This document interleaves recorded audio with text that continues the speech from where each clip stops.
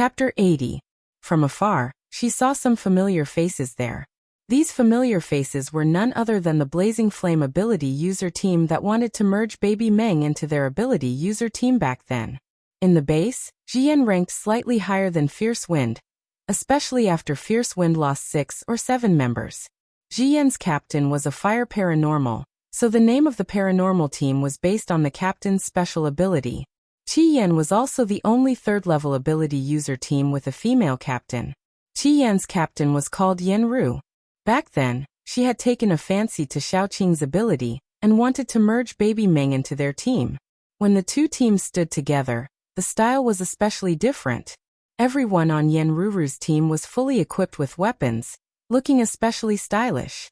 On Xiaoqing's side, the captain was carrying the child, and there were 2 others who looked underage.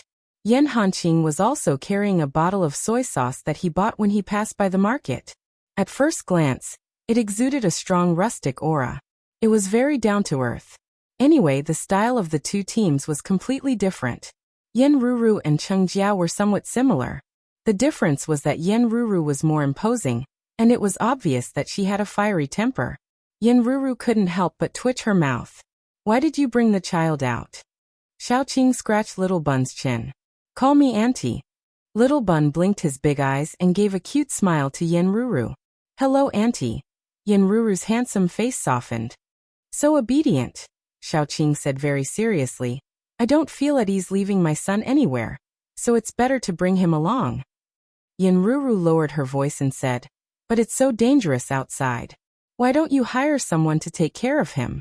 There are many missions for ordinary people in the mission hall. If you're worried, I can introduce you to 2 more reliable ones." Xiaoqing shook her head. "It's a little dangerous, but I'm not worried.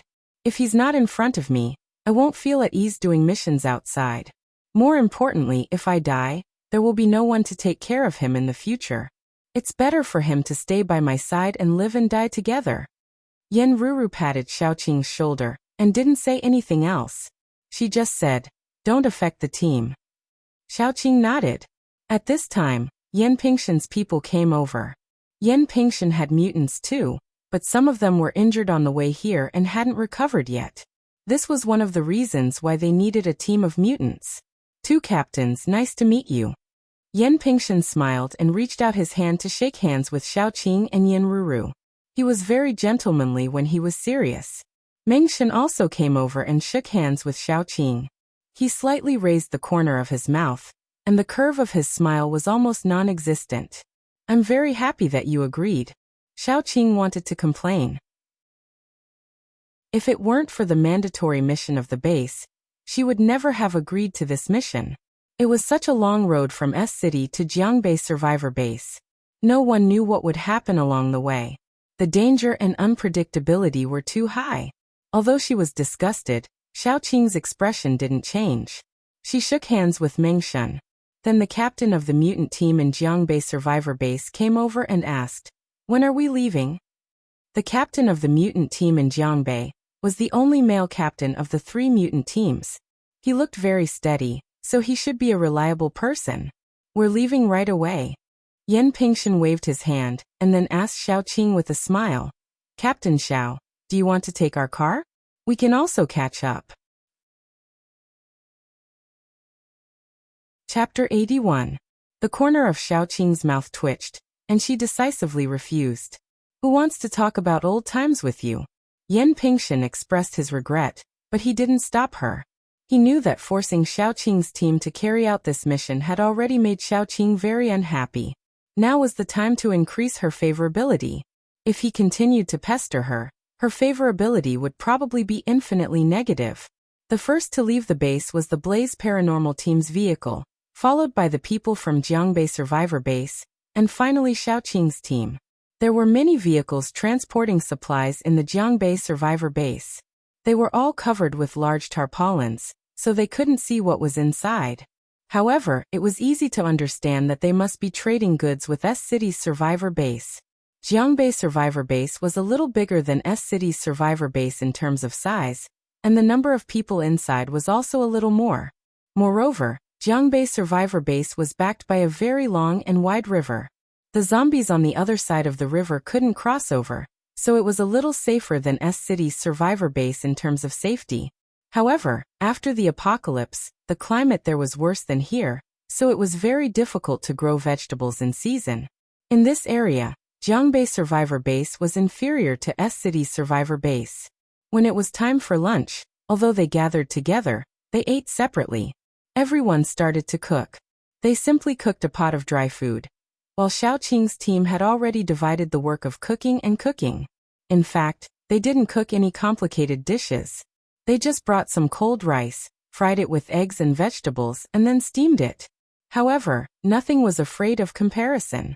The moment Yan Pingshan smelled the aroma, he raised his head and looked at Xiaoqing's side. Golden eggs wrapped in rice, green vegetables, and thin slices of bacon.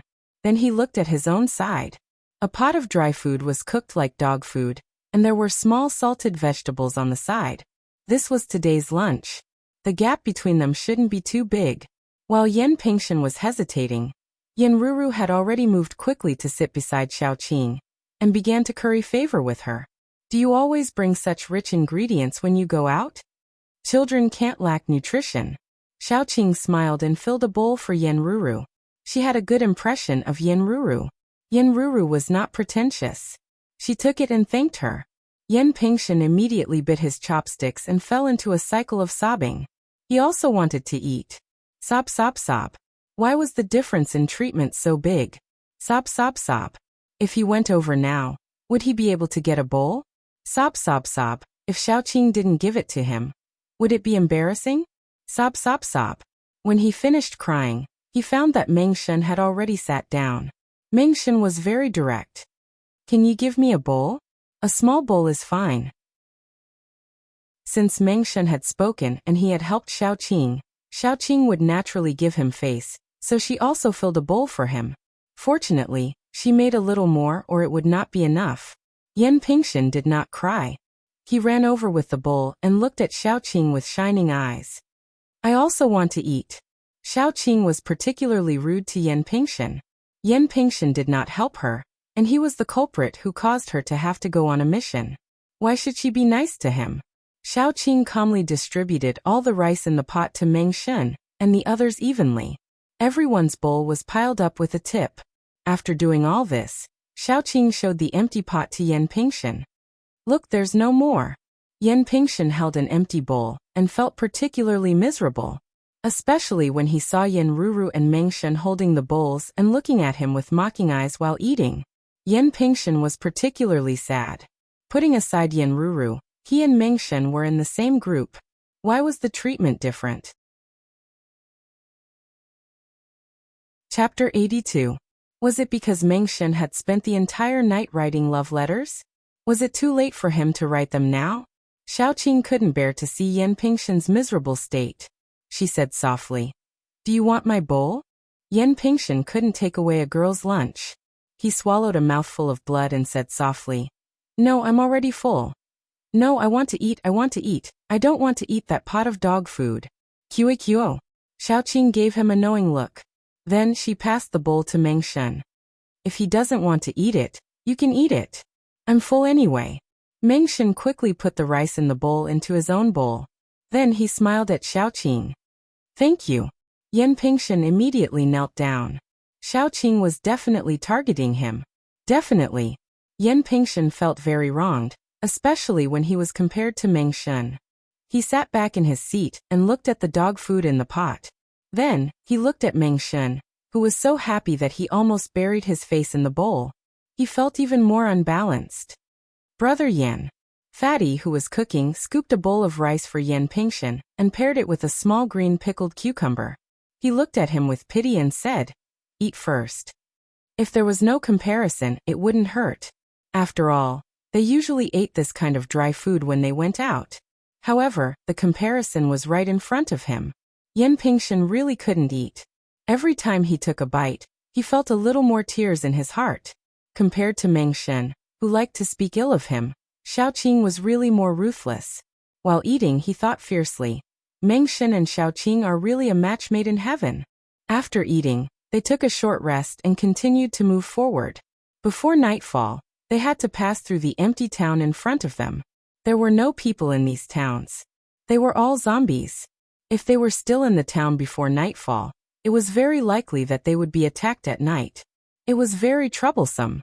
After passing the town, there were no zombies in the short distance, so it was relatively safe. These experiences were slowly accumulated after the apocalypse. People had sacrificed a lot of blood and lives. Every experience could save a life. The road ahead is blocked. While walking, the leader of the blazing team sent a message. The team could only stop where they were. Xiaoqing asked her friends to look after the car, and then walked over with the clingy air Dai and Xiaobao.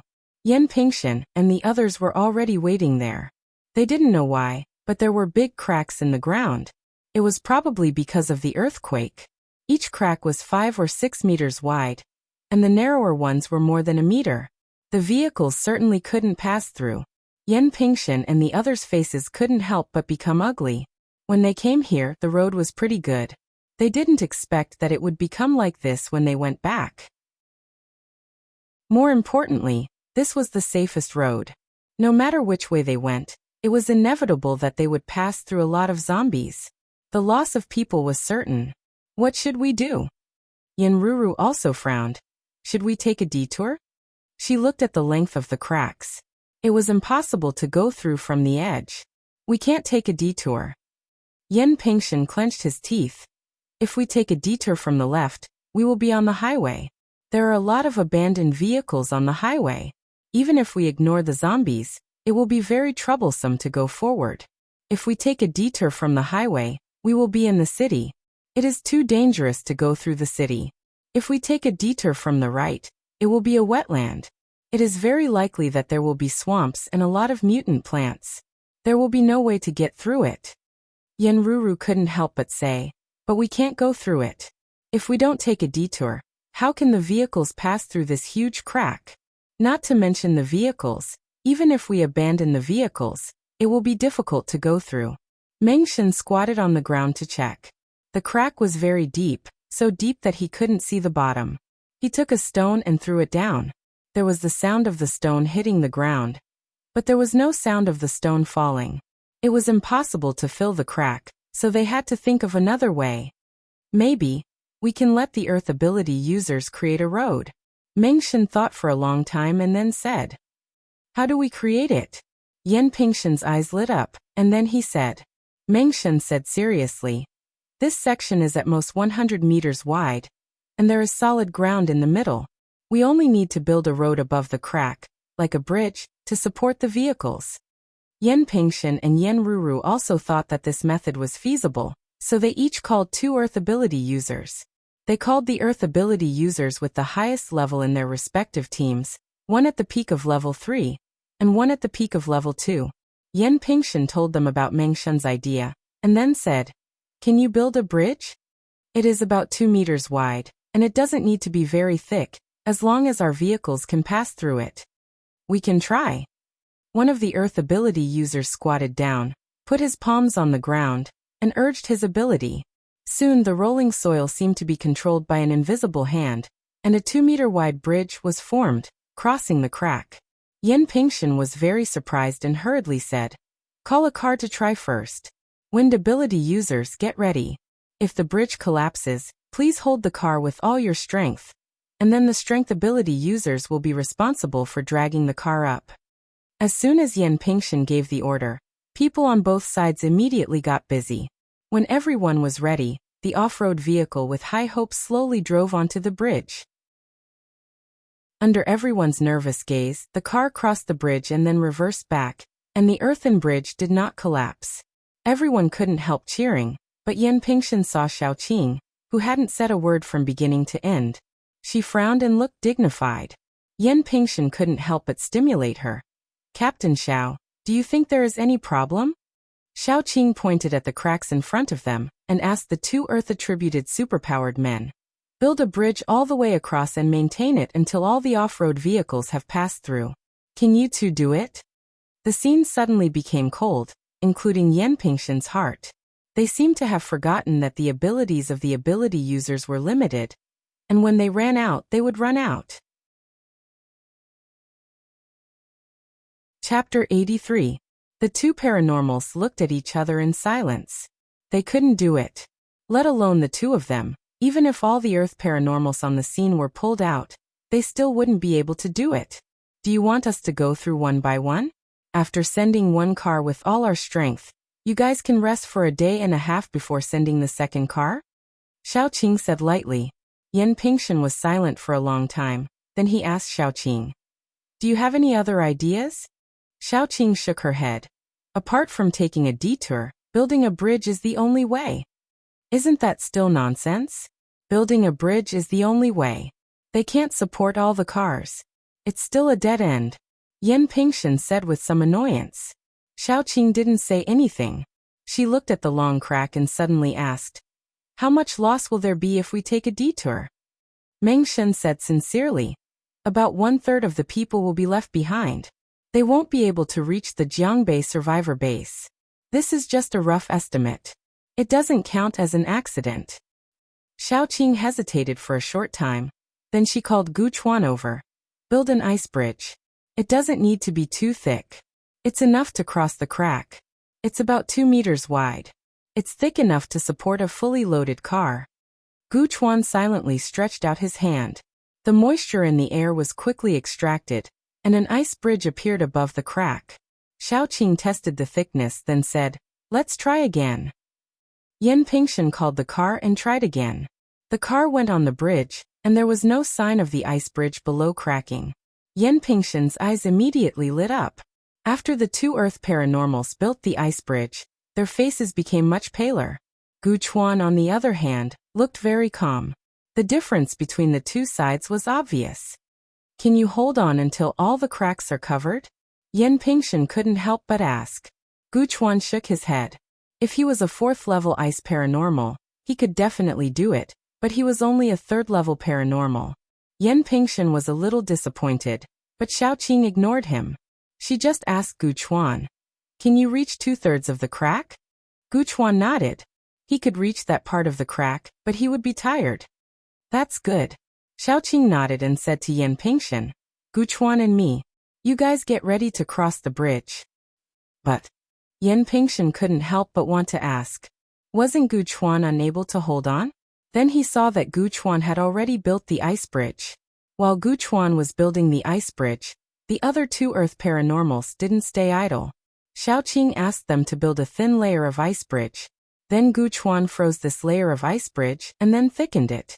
This saved him a lot of energy. Seeing that Gu Chuan and the others had already started, Yan Pingshan also ordered everyone to get in the cars and drive them one by one in an orderly manner. Xiaoqing and Gu Chuan were in the front. Every time a layer of ice bridge was laid, Xiaoqing would press it to test it, and then continue to lay it down. After about 50 meters, several Earth paranormals had already taken turns to lay down the ice bridge. Their energy had already been exhausted. Gu Chuan had to do it himself, and completely built the ice bridge. At this time, the strength of a level 3 paranormals could be seen. His face was a little pale, but he didn't look like he had consumed a lot of energy. Can you still hold on? Xiaoqing tried, and now the ice bridge was obviously thinner than before. This wasn't because Gu Chuan was lazy, but because his energy was slowly being exhausted, and he didn't have the strength to continue. It's barely the position you mentioned. Gu Chuan was very calm, but cold sweat was already seeping out of his forehead. Chapter 84. Just tell me when you're at your limit. Don't force yourself. Xiaoqing patted him on the shoulder and looked forward. There were only a few dozen meters left before they crossed the crevice. Gu Chuan nodded, but he still held on until his superpower was exhausted. Then he sat down on the ground. Yan Pingshan became anxious when he stopped. The whole team was still on the ice, but Gu Chuan could no longer hold on. By the time Gu Chuan recovered, the ice bridge had already melted, and the whole team had fallen into the crevice. Before Yan Pingshan could ask, he saw Xiaoqing help Gu Chuan up. Then, she stretched out her right hand, and countless vines flew out. The vines were very flexible. They weaved themselves into the shape of a carpet in midair. Then everyone saw a scene that made their jaws drop.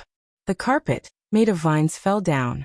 Many tentacle-like vines stretched out from both ends, and like chopsticks piercing into tofu, they easily pierced into the soil on both sides of the crevice. When they tightened, they turned into a green bridge. Everyone was shocked. Most of them couldn't believe it. How could vines support such heavy off-road vehicles? Especially the off-road vehicles in the middle. They were all full of things. Xiaoqing had already helped Guchuan move forward. Yan Pingshan gritted his teeth and ordered, "Go forward." They couldn't stop halfway. The driver drove forward with trepidation. To everyone's surprise, the vines were very tough. Walking on them was like walking on solid ground. Only a slight dent under the tires told them that the vines were soft. After Xiaoqing walked past all the cracks, she turned around and saw the sunlight refracted by the ice and patches of tender green. She heaved a sigh of relief and helped Guchuan sit down. If there was a second choice, Xiaoqing definitely wouldn't let Guchuan do it. First, it would be too tiring. Second, it would expose their strength. The taboo thing for people was to be completely seen through by others. Xiaoqing was worried about that. However, compared to the huge loss of manpower and uncertainties, exposing one's strength was nothing. When all the cars passed through the crevice, Xiaoqing waved her hand gently. The vines turned into wood energy and returned to her body. This was the difference between her and other superpowered people. Other people's superpowers were used, but she could take them back. Although it was inevitable that she would consume some of her power during the process, compared to other people, she would consume less. This small difference might save her life in some life-or-death situations. Yan Pingshan had mixed feelings. When he and Mengshan went to persuade Xiaoqing, they mentioned many times that they were interested in the strength of Xiaoqing's team. However, in fact, Yan Pingshan didn't care much about that. After all, he had seen the top superpowered people in the base, so his vision was much higher. In his opinion, Xiaoqing's team was at most a little stronger than other teams. The fact was that Guchuan's strength was already around level 3. Then what about Xiaoqing, the team leader? What about the other members of her team? He seemed to have underestimated this superpowered team, with a very strange name. Xiaoqing didn't say much. She helped Guchuan back to the car. After getting in, Xiaoqing asked Guchuan to go to the back seat to absorb the crystals. She sat in the front passenger seat with Little Bun in her arms, and continued to study the route. Yan Pingshan and the others had studied the route long ago. They knew which path to take was the least dangerous, which path to take was the shortest, and which path to take was the smoothest. However, Xiaoqing was a cautious person. She wasn't in the state where she could feed herself and her family.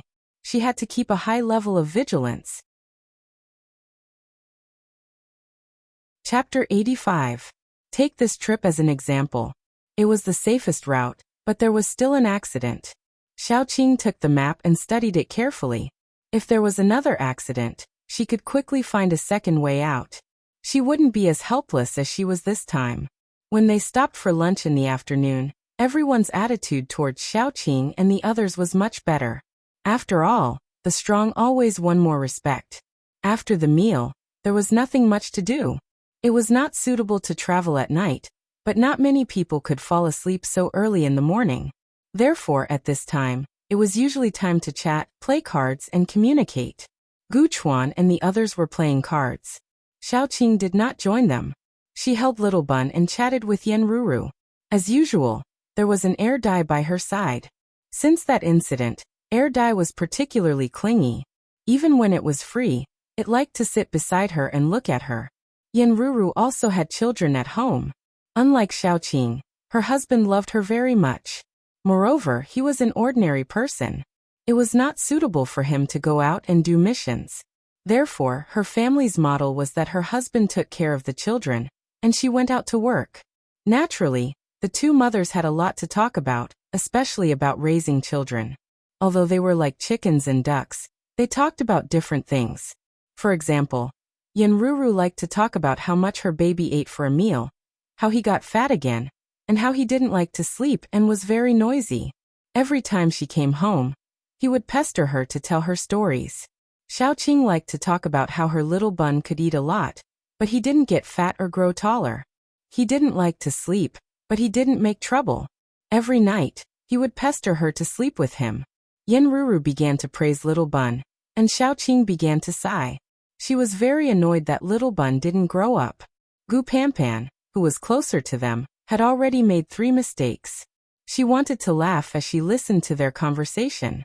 Even though the two of them were talking about similar things, they were still completely different from each other. If Yen Ruru understood Xiaoqing's meaning, she would probably be scared to death. How could a child from a normal family only eat crystals and not grow up? While Xiaoqing and Yen Ruru were chatting happily, Mengshen was pushed over by Yen Pingshen. Mengshen staggered and sat beside Xiaoqing, then asked, "What are you talking about? You look very happy." Xiaoqing said calmly, "We're talking about our son." Mengshen fell silent. He had prepared a lot of things to say, and thought about what Xiaoqing might be talking about. He even thought about how to perfectly follow up with the conversation. In the end, he realized that Xiaoqing was talking about children. Firstly, he didn't have children. Secondly, he didn't have any experience in taking care of children. Thirdly, he didn't have much contact with children. He realized that he couldn't get a word in. More importantly, there was an air dye next to them. As soon as Mengshen got a little closer to Xiaoqing, the air dye would stare at Mengshen like a dog protecting its food. It would quietly push Mengshen when there was an opportunity. Mengshen felt like he was sitting on pins and needles. He couldn't get a word in, so he sat in silence for a long time. In the end, he left pitifully. After he left, Yen Ruru laughed in a low voice. "He's interested in you. The way he looks at you is quite complicated. And the one next to you." Xiaoqing slapped the air dye inside. She rubbed the air dye's head and said, "He doesn't know anything. His feelings for me are probably just like how a baby bird feels for its mother." As for Mengshen, Xiaoqing smiled and didn't say anything. She had already determined that Mengshen wanted something from her.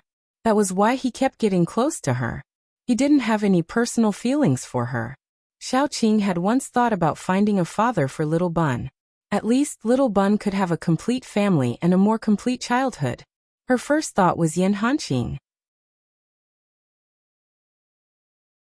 Chapter 86. First, they were both soldiers, so they were more harmonious in certain aspects. Second, Yen Hanqing's character was more or less understood after this period of time. He was a trustworthy person. Third, Yen Hanqing would not treat Little Bun badly, and would be absolutely loyal to her. In the end, something unspeakable happened between her and Air Dye. Air Dye was never a good match in her heart, not because he was a zombie, but because Air Dye really did not know anything.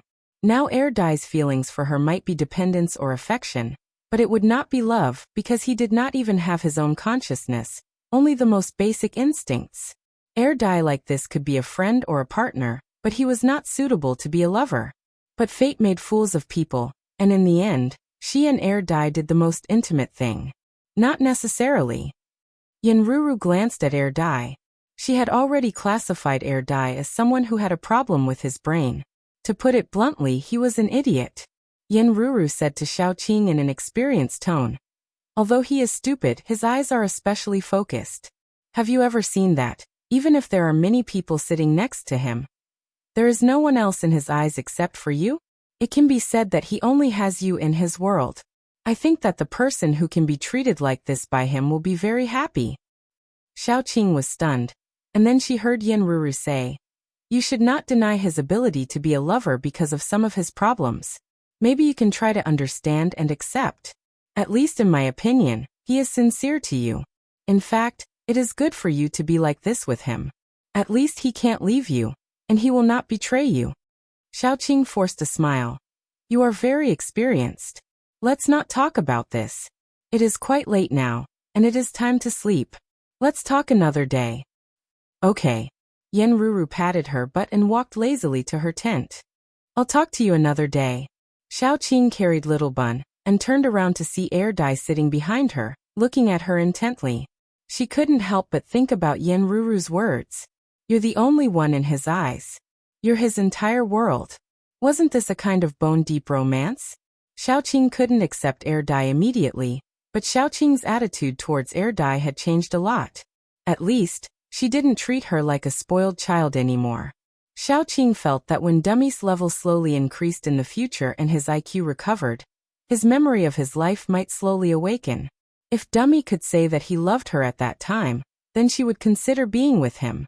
Even if she accepted Dai into her and Little Bun's life, it would be an Dai with a healthy mind and intelligence, and not an Dai like he was now. Xiaoqing brought Little Bun into the tent and Dai followed.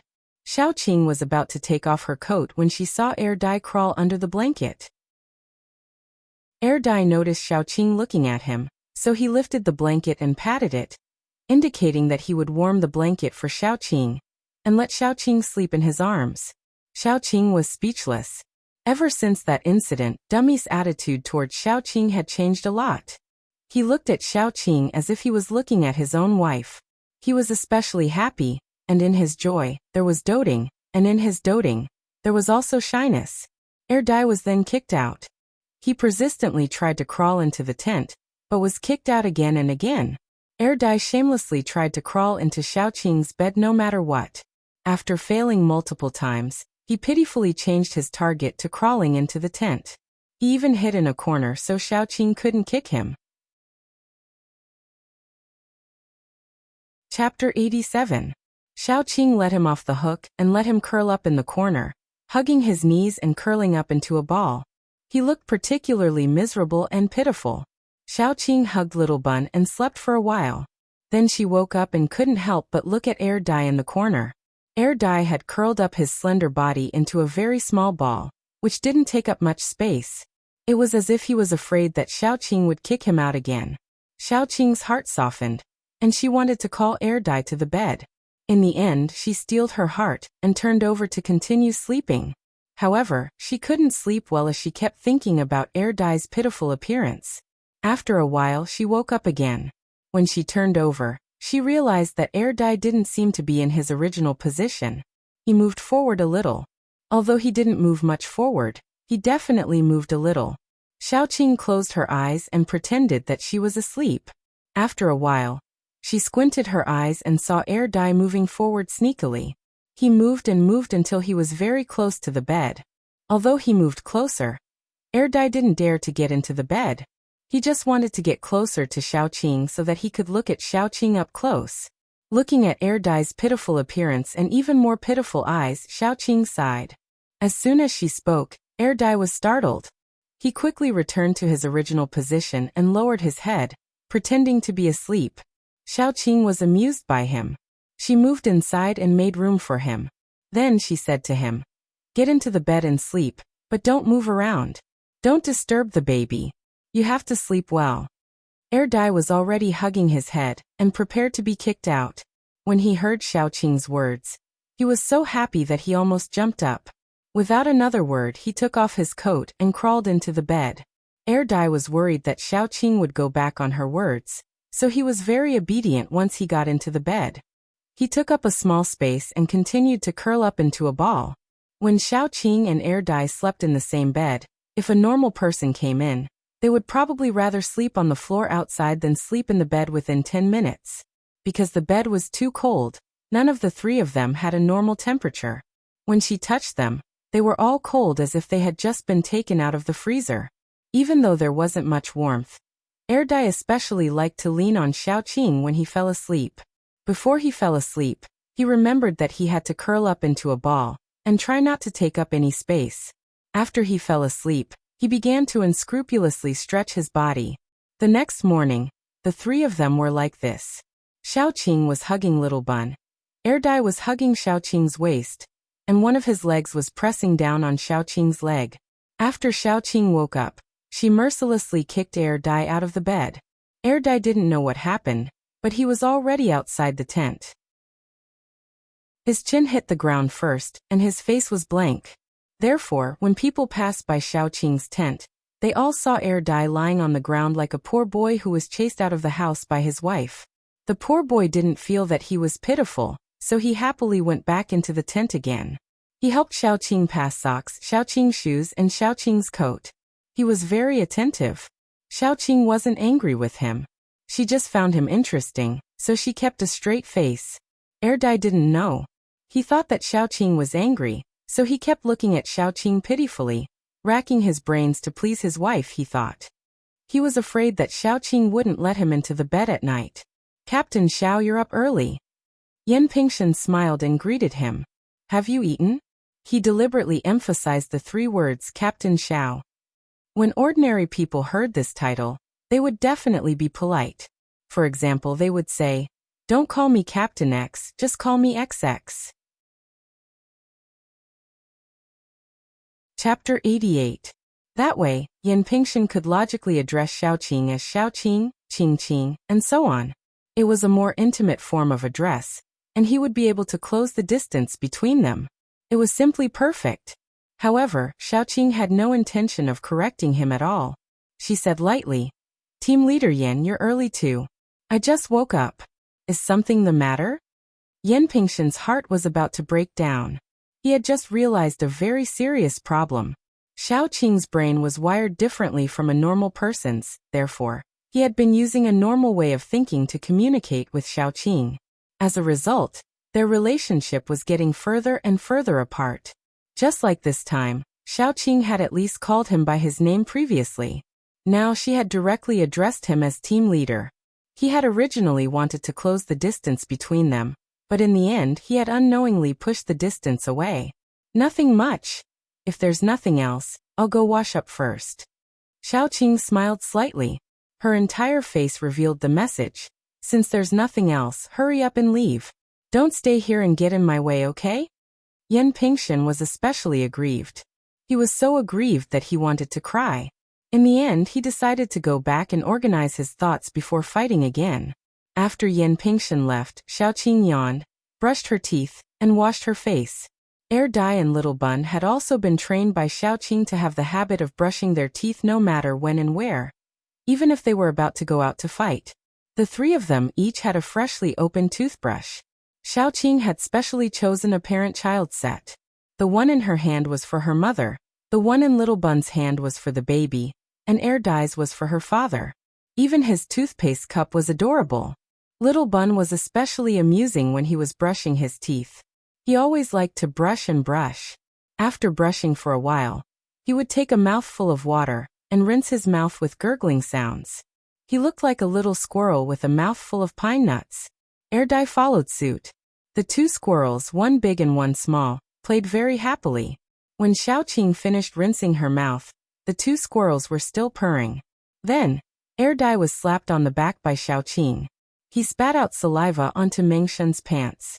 Mengshen, who was completely passing by and innocently implicated, was speechless. Xiaoqing was a little embarrassed. "Sorry, I didn't see you coming. Would you like me to take it off and wash it for you?" Mengshen saw that the key part of his pants was already wet, and the traces of wetness were still spreading. He was actually having a mental breakdown. He just wanted to get close to her and see if he could get any information related to the water purification. Then he ended up like this. People who didn't know better would think that he had wet his pants. Mengshen was about to refuse. It was just his pants that were wet.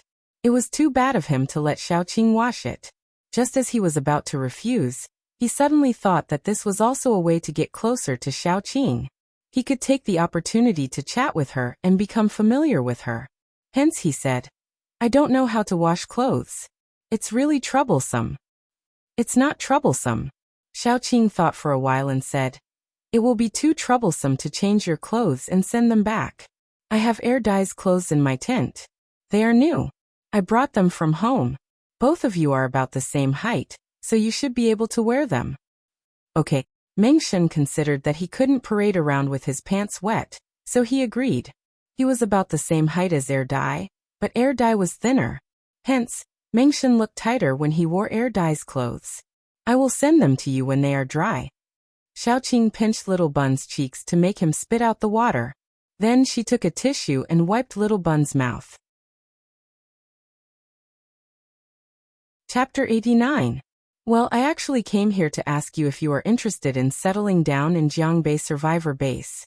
Jiangbei Survivor Base may not have as good benefits as S-City Survivor Base, and the climate there is also worse than S-City Survivor Base, but Mengshen hesitated for a long time, and found that he could not find an attractive reason. In the end, he could only say dryly, "But I still hope that you can take your team and stay in our Jiangbei Survivor Base." The corner of Xiaoqing's eyes twitched. She had never seen someone persuade others like this. He pointed out the shortcomings of his own base, and in the end, he said dryly, "Do you want to come or not? Who would go there?" Moreover, Xiaoqing's savings were all in S-City Survivor base. Just the food she had saved during these days of missions was enough to make her reluctant to leave. If it was not to the point where she had to move, Xiaoqing would not be ready to leave S-City Survivor base. Meng Shan also knew that his words were particularly unpersuasive, but he still couldn't help but say, "When we arrive at Jiangbei Survivor base, I will take you around. The people in our base are very nice. Maybe you will like it." He now felt that he was very useless. When he was with Yan Pingshan, he could make Yan Pingshan unable to say a word.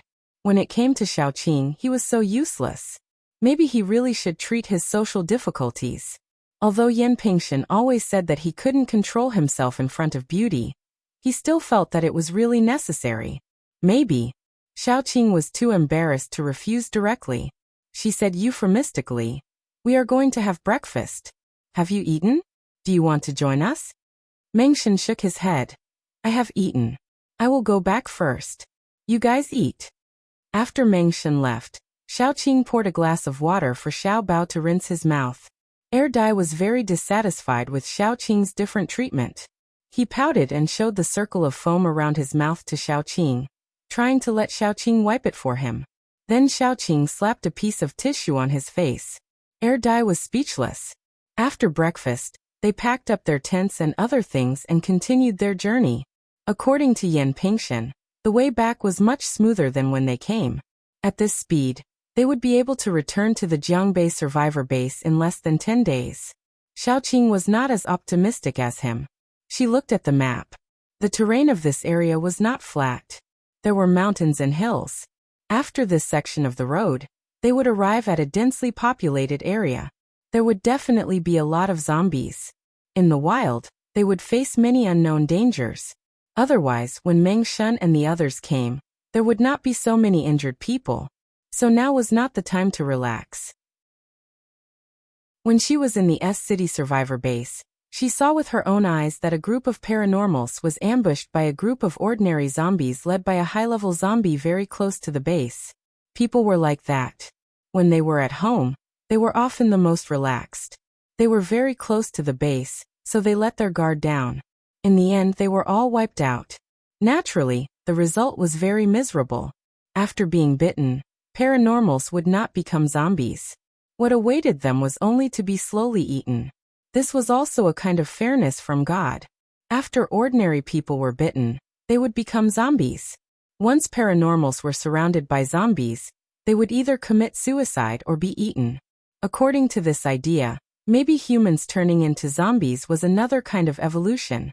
Just like how humans evolved into paranormals, God couldn't be too unfair to ordinary people. Therefore, zombies were also evolving, and in the end they might be the pinnacle of a species. Chapter 90. Xiaoqing didn't want to remind them. After all, Yan Pingshan and the others must be the elites of a base. If they couldn't even maintain the most basic vigilance, they wouldn't be qualified to be elites and represent a base to do business with another base. After passing through the mountain pass, we will be very close to the town. When we get there, we can enter the town and search. Many rural farmers will grow vegetables in their own homes.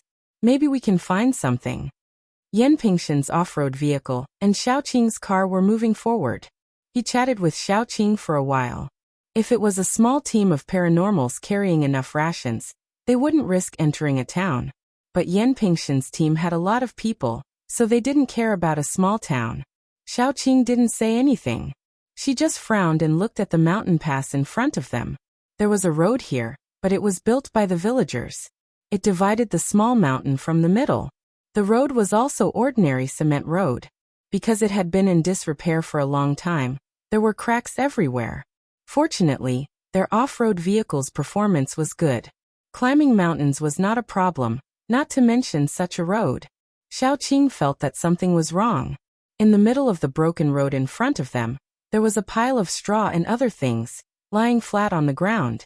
Moreover, there was a long stretch of the ground covered with wheat stalks.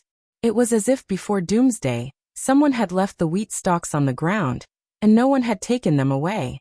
Speed up a little bit. Yan Pingshan shouted and looked at his watch.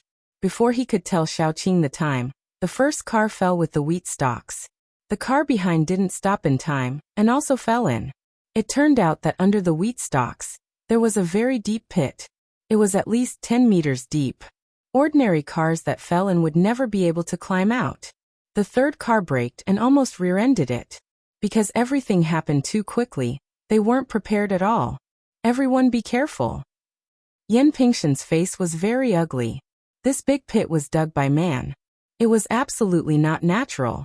Didn't they see that someone had covered it with wheat stalks? But he didn't think about it. As a result, he was careless and almost lost 2 cars. The car leading the way belonged to the blazing team. Yan Ruru was also very angry. She sent people to rescue the people in the car while being vigilant. No one would dig such a pit for no reason. It must be premeditated. Everyone, please be careful. Yan Pingshan also sent people to rescue people. They were very vigilant, but they didn't know that some people were also very hesitant. This pit was dug by the survivors in the town ahead. Some of the survivors in their town went to the small survivor base nearby. Some of the more capable and brave ones went to the survivor base in S City. The rest of the group who didn't want to be controlled stayed here. There were about 30 people in the group, and 80% of them were paranormals. Because this road led to the Jiangbei survivor base, and it was the safest one, they had set up a trap there, specifically to trap passing vehicles. When Yan Pingshan and the others came, they took another road, so they didn't meet them. When they went back, they chose a safer road. As a result, they met them. This group of people were like bandits. Every day, a few people took turns to watch the big pit below. Once someone fell into the trap, they would call their companions to go down and pick up the meat. This group of people was cruel and merciless. Their principle was to kill the men and leave the women alive. They cut the weeds and the roots to prevent future troubles. Often, when people fell into the trap, the men were made into jerky and stored as food, and the women were raped and kept in captivity to play with. This group of people was also very smart. If they encountered a large number of paranormals, they wouldn't come out and let the other party leave. So until now they had been very safe in this area. But this time, they met Yan Pingshan's team. There were nearly 30 people in Yan Pingshan's team. Even if only half of them were paranormals, they were still a tough stubble. Generally, in this kind of situation, they wouldn't come out. They would wait for Yan Pingshan and the others to leave, then they would set up the trap again and wait for the next prey. However, it was different this time. Anyone with a discerning eye could see that the carriages in the middle were filled with goods. Although they were covered with tarpaulins and couldn't see what the goods were, there were only 2 kinds of things that required so many carriages to transport. The first was food, and the second was fuel. It could also be all kinds of materials. In short, they were what they needed. If they did this, they wouldn't have to worry about food for the next 1 or 2 years. It was really a great temptation. But the number of people made them hesitate. The person in charge of the patrol gritted his teeth and said to his companion, "They can't move the cars out of the pit in a short time. You go and inform our boss that there is a big fat sheep coming. There are nearly 30 people, and the number of paranormals is unknown. They are transporting about 10 cars full of supplies. Ask our boss if he wants to do it." The companion nodded and went quietly. Their camp was nearby, built around the town. It didn't take much time for them to go back and forth, not to mention that he was a speed paranormal. He found the leader who was still on the woman's belly and said breathlessly at the door, "Boss, we met a fat sheep. This time, it's really a fat sheep. Should we do it?" A woman's shoe flew out and hit him in the face. "Get the hell out of here. You almost scared me."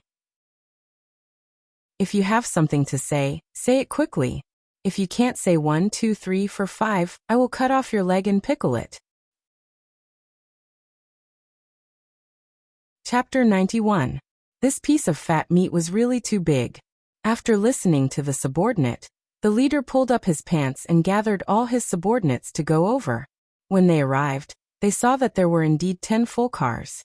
The ruts along the way were so deep, which meant that there must be a lot of things in the cars, and they were very heavy. There was a 50% chance that it was food, and a 50% chance that it was oil. The leader couldn't hold it in anymore. He gritted his teeth and asked, "Where's the second brother?"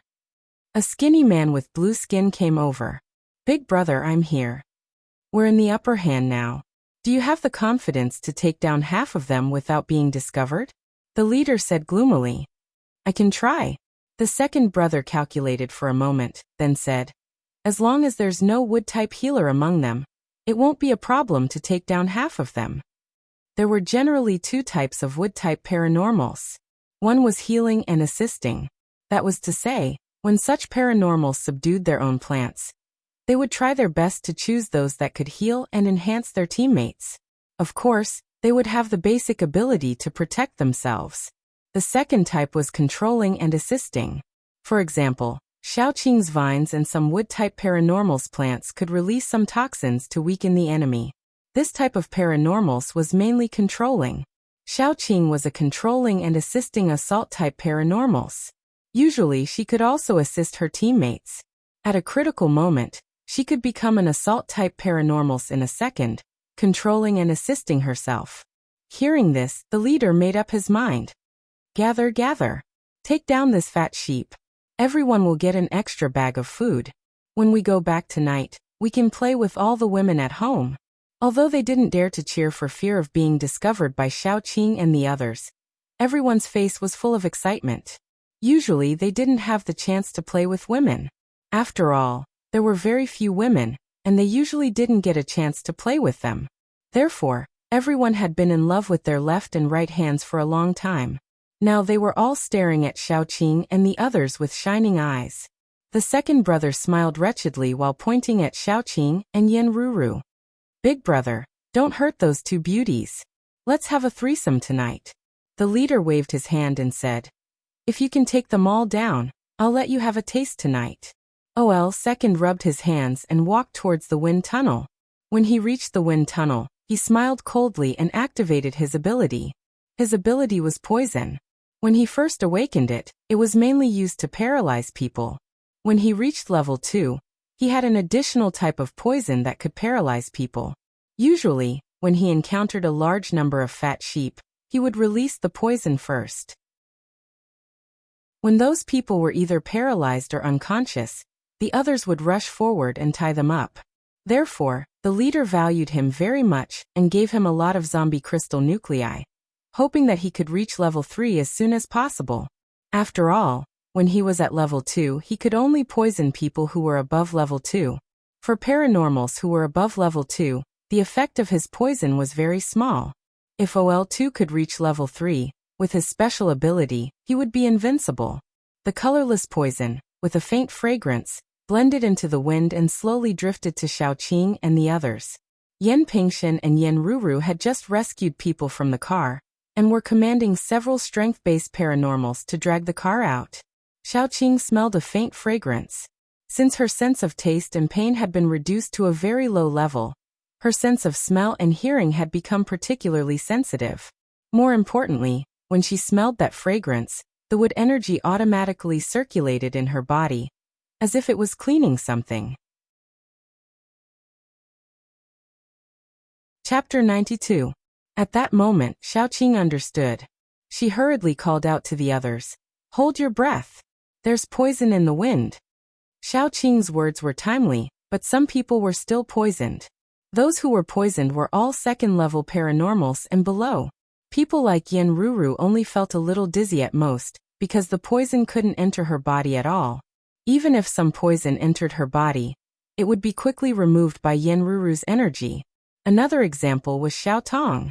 She had the habit of setting up a simple spirit shield around her at all times, so the poison would be removed as soon as it touched the shield. It couldn't hurt Xiao Tong at all. Moreover, some paranormals who were at the peak of second level and not far from third level were also not affected. They could be removed in a short while. However, those who were hiding in the dark didn't know that. They only saw a large number of people fall down. The leader suddenly became excited, as if the fat sheep had already entered his pocket. "Brothers, let's go. Capture the women alive, and don't leave the men alive." A group of people rushed down. Yen Ruru was very calm. She ordered the rest of the people to move the poisoned ones back. If they were accidentally hurt during the fight, they would have nowhere to cry. Xiaoqing also saw Yenruru's thoughts. She stepped forward and asked, "Who are you?" "Little girl, is there something wrong with your brain? I'm your husband." The leader laughed lewdly and said, "Didn't we sleep together last night? You don't recognize me now after putting on your pants?" Xiaoqing's eyes immediately became cold. Dai was about to rush out and attack, but he was stopped by Xiaoqing. Xiaoqing smiled faintly. "What did you just say? I didn't hear you clearly." "I said I'm your husband, and I also like the little girl behind you. How about you serve me tonight? She's so young." "Second brother, don't you think they look like mother and son?" How could the leader be afraid of Xiaoqing? There were only 10 people on her side, but they had nearly 30 people on their side, and all of them were paranormals. Second brother immediately chimed in. "To be able to *CK a mother and daughter, boss, your luck with women isn't shallow. How about you let me have the hot chick next to you?" "No problem, we brothers should share our blessings." The leader laughed. Xiaoqing looked at Yenruru, and then looked at the captain of Mengshen's team. Although she was asking, her tone was very cold. "How about leaving the two of them to me?" Yenruru's weapon was a whip. It was made of the spine of a mutated tiger, and had been specially processed. She didn't ask Xiaoqing if she could use it. She just said, "Lend me that ice element guy over there. I'll get rid of all the troublesome minions for you." The other captain also nodded. "Do what you can. Be careful. If you can't do it, call us for help." Hearing this, the leader laughed and immediately waved his hand. "Brothers, they look down on us. Come on, let's fight together. Let's end this quickly. Kill all the men and bring the women back, so that everyone can have some fun." Those who were temporarily paralyzed were dragged to the back. Without any consideration, no one would talk nonsense with them. Xiaoqing let Yan Hanqing and the others choose to kill those who were not pleasing to the eye, while she faced the leader and second brother. Xiaoqing's eyes were filled with killing intent that was about to explode. She stretched out her hand, and green vines shot towards the two men. The second brother's first reaction was to hide behind the leader and release the poison. His poison was too disgusting. Although it wouldn't harm people's lives, it made people unable to move freely. The leader hurriedly used his power. His power was the same as Yenruru's, which was fire. The difference was that he was a little weaker than Yenruru. Chapter 93. As soon as the flames touched the vines, black smoke floated up. The poison on the surface of the vines was evaporated by the flames. When the leader saw the black smoke, he was shocked. He hurriedly formed a fire shield in front of him, but the vines with black smoke went around him. Then, a scream came from behind him. When the leader turned around, his face was splashed with blood. Those vines were like sharp cones, easily piercing the second brother's body. Some pierced his stomach, some pierced his chest, and some pierced his neck. Then, in the next second, the second brother's body was torn apart by the waving vines. Only his head was intact. It rolled around on the ground, then stopped moving toward the leader. The second brother's face was still a bit lustful. Until he died, he didn't realize how he died. He was still immersed in the illusion of victory. His limbs, flesh, and internal organs were scattered everywhere along with his body. The leader wiped his face and his hand was stained with blood and minced meat. There was also a piece of internal organ that he couldn't tell which organ it was. The warm blood splashed into his eyes and mouth. In an instant, he realized that this time, he seemed to have provoked someone he shouldn't have. Especially when he saw Yenru and the others slaughtering his subordinates one-sidedly even though they had fewer people. The leader wanted to run away at that moment. After all, his brothers had lost everything, and his subordinates had lost everything. He could still find another one, and there was still a chance for him to make a comeback. After all, he was already a level 3 paranormal, but what if he died? If he died, he would have nothing left. But would Xiaoqing let him run away? Seeing him release a fire shield to stop the vines from getting closer, and sneakily look around to escape, Xiaoqing sneered. Little Tong. Xiao Tong immediately released her power. When Xiao Tong was a level 1 paranormal, she could only release a shield to protect herself and her companions. This was probably because she had been beaten and scolded since she was young, which caused her to have an extreme desire for a sense of security. That was why this ability appeared when she awakened. When she reached level 2, Xiaotong's biggest desire was to help Xiaoqing instead of feeling safe. Thus, she gained a second ability, which also gave her the ability to attack. The invisible spiritual power hit the leader's head in an instant. When Xiaotong was a little stronger, she could even use this ability to blow up other people's heads invisibly. Unfortunately, she was still a little weak now. All she could do was make the leader feel a sharp pain in his head and temporarily lose his consciousness. That was enough. In an instant, the dense fire shields around the leader dissipated along with his spirit. The vines took advantage of this opportunity to invade. Although the leader had already woken up at this time, it was already too late. The vines had already wrapped around his neck and limbs. The leader hurriedly released flames to burn the vines, but the paralyzing and corrosive poison had already entered his body through the thorns on the vines. As the poison spread, the flames became weaker and weaker. The vines also slowly tightened, strangling him to the point that his tongue was about to be stuck out. Let me go. I know I was wrong. The leader rolled his eyes as he was strangled. He said intermittently, I saved a lot of food and money and crystal nuclei. I'll give them all to you. I'll tell you where those things are. Don't kill me. Yan Pingshan also walked over. Ah Qing, let him live first. Then Yan Pingshan saw the vines suddenly tighten, and the thorns instantly lengthened, piercing into the leader's neck. Even though he was so far away, Yan Pingshan could hear the sound of bones breaking. Chapter 94. The first thing that fell was the leader's arm, followed by his legs, and finally his head. In an instant, only his body was left hanging in the air by the vines. Xiaoqing turned around and smiled embarrassedly. You were a little slow, so I was a little faster. I'm sorry. Yan Pingshan silently swallowed his next words and said flatteringly, Good job. He just wanted to ask if there was a place to grow crops in the town. Xiaoqing was too cruel. Fortunately, there were still many small fries left, so he could ask them one by one. Your leaders are all dead. Surrender. Yen Ruru waved her long whip, which was covered with a layer of dark flame. Whoever it landed on would have their skin and flesh burnt and their bones broken. Those small fries were about to surrender, but Xiaoqing shouted, Kill them all. Don't leave a single one alive. Yen Ruru looked at Xiaoqing doubtfully. After all, it was a little cruel to kill them all. After all, although the leader was very bad, some of his subordinates might have been coerced.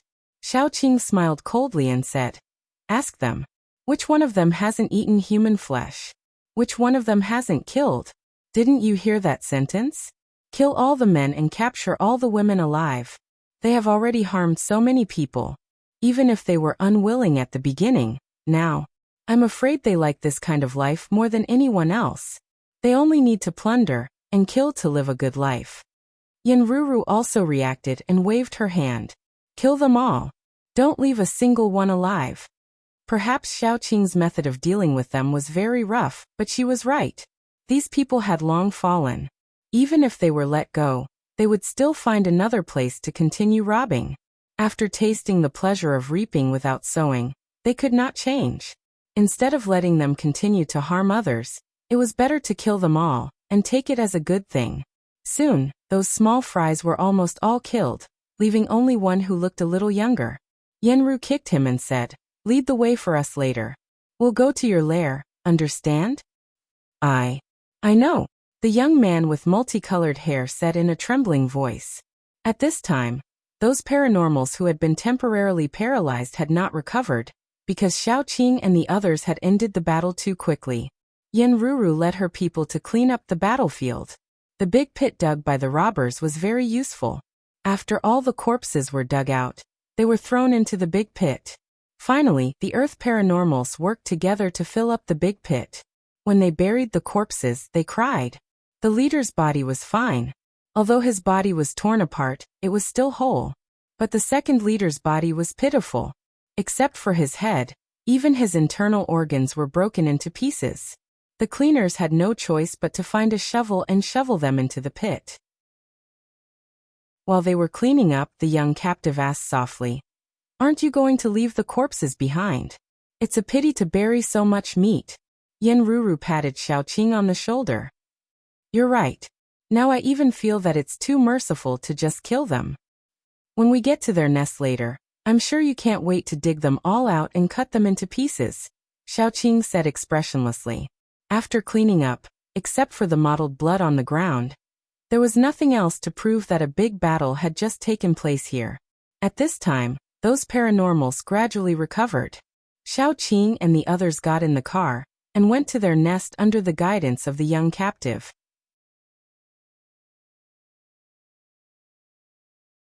Chapter 95.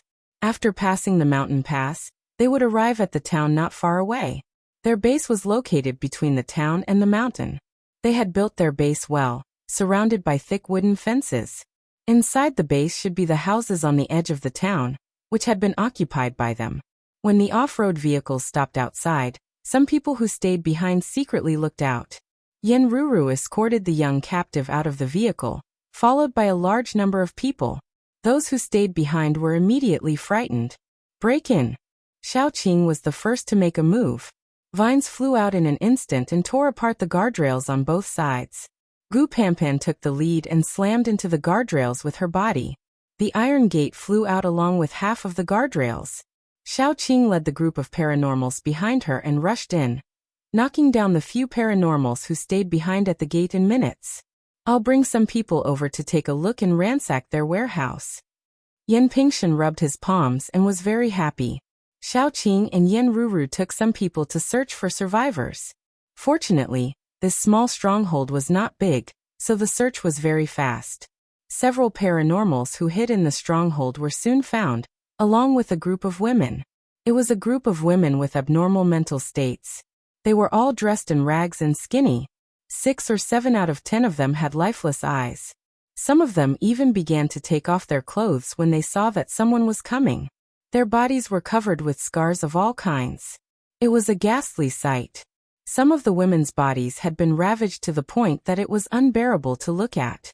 Yen Ruru suddenly understood why Xiaoqing had told her that once they reached this place, she would not be able to resist pulling out the corpses from the pit and shredding them into pieces. Because she really wanted to do that now. In the post-apocalyptic world, women were originally a vulnerable group, not to mention encountering such a group of beasts. Yen Ruru turned her head away, tears coming out. She was actually a very emotional woman. Seeing them in such a miserable state, she was about to go crazy from anger. She was almost unable to bear it. The group of male paranormals consciously went out, leaving Xiaoqing and the other women to dress these women. Not all of the women were crazy. Some of them were still sane. One of the women asked tentatively, "Were you also captured?" Xiaoqing shook her head. "You are free now. We have killed all the bandits here. No one will force you anymore." All of a sudden, those women seemed to have gone crazy as they pounced on a woman in the corner. That woman was wearing a very beautiful dress. The hem of her dress had traces of being deliberately torn and smeared with dirt. The woman screamed, "What are you doing?" She was pinned down in the middle by a group of crazy women, and screams immediately rang out. These women were all ordinary people, and they only knew how to scratch and bite. However, each of them wanted to eat her up, and they viciously tore off piece after piece of meat. Soon the ground was covered with blood, and so were their bodies. They really looked like a group of lunatics. That woman was bitten to death. When she died, there was no intact part of her body. The woman who spoke first wiped the blood from her mouth and spat. "We were all captured and humiliated. But this woman clung onto that bastard and helped him torture us. Several of our sisters were tortured to death just like that. Among them were 2 children, one 13 years old, and the other 16 years old. I'd like to see what color her heart is. No matter what happened, it's over now. Don't be sad." Yen Ruru didn't know how to comfort them. She just wiped her tears and said, "Anyway, you are free now." The woman's eyes lit up, and then dimmed. She held her legs and began to cry. Her crying infected the other women, and soon they all cried together. Xiaoqing waited patiently for them to stop crying. When they slowly sobbed, she said softly, There is a Jiangbei survivor base in front of us, and there is a survivor base in S City behind us. There are also some small bases nearby, but they are not as safe as the big ones. You can consider where to settle down. Chapter 96.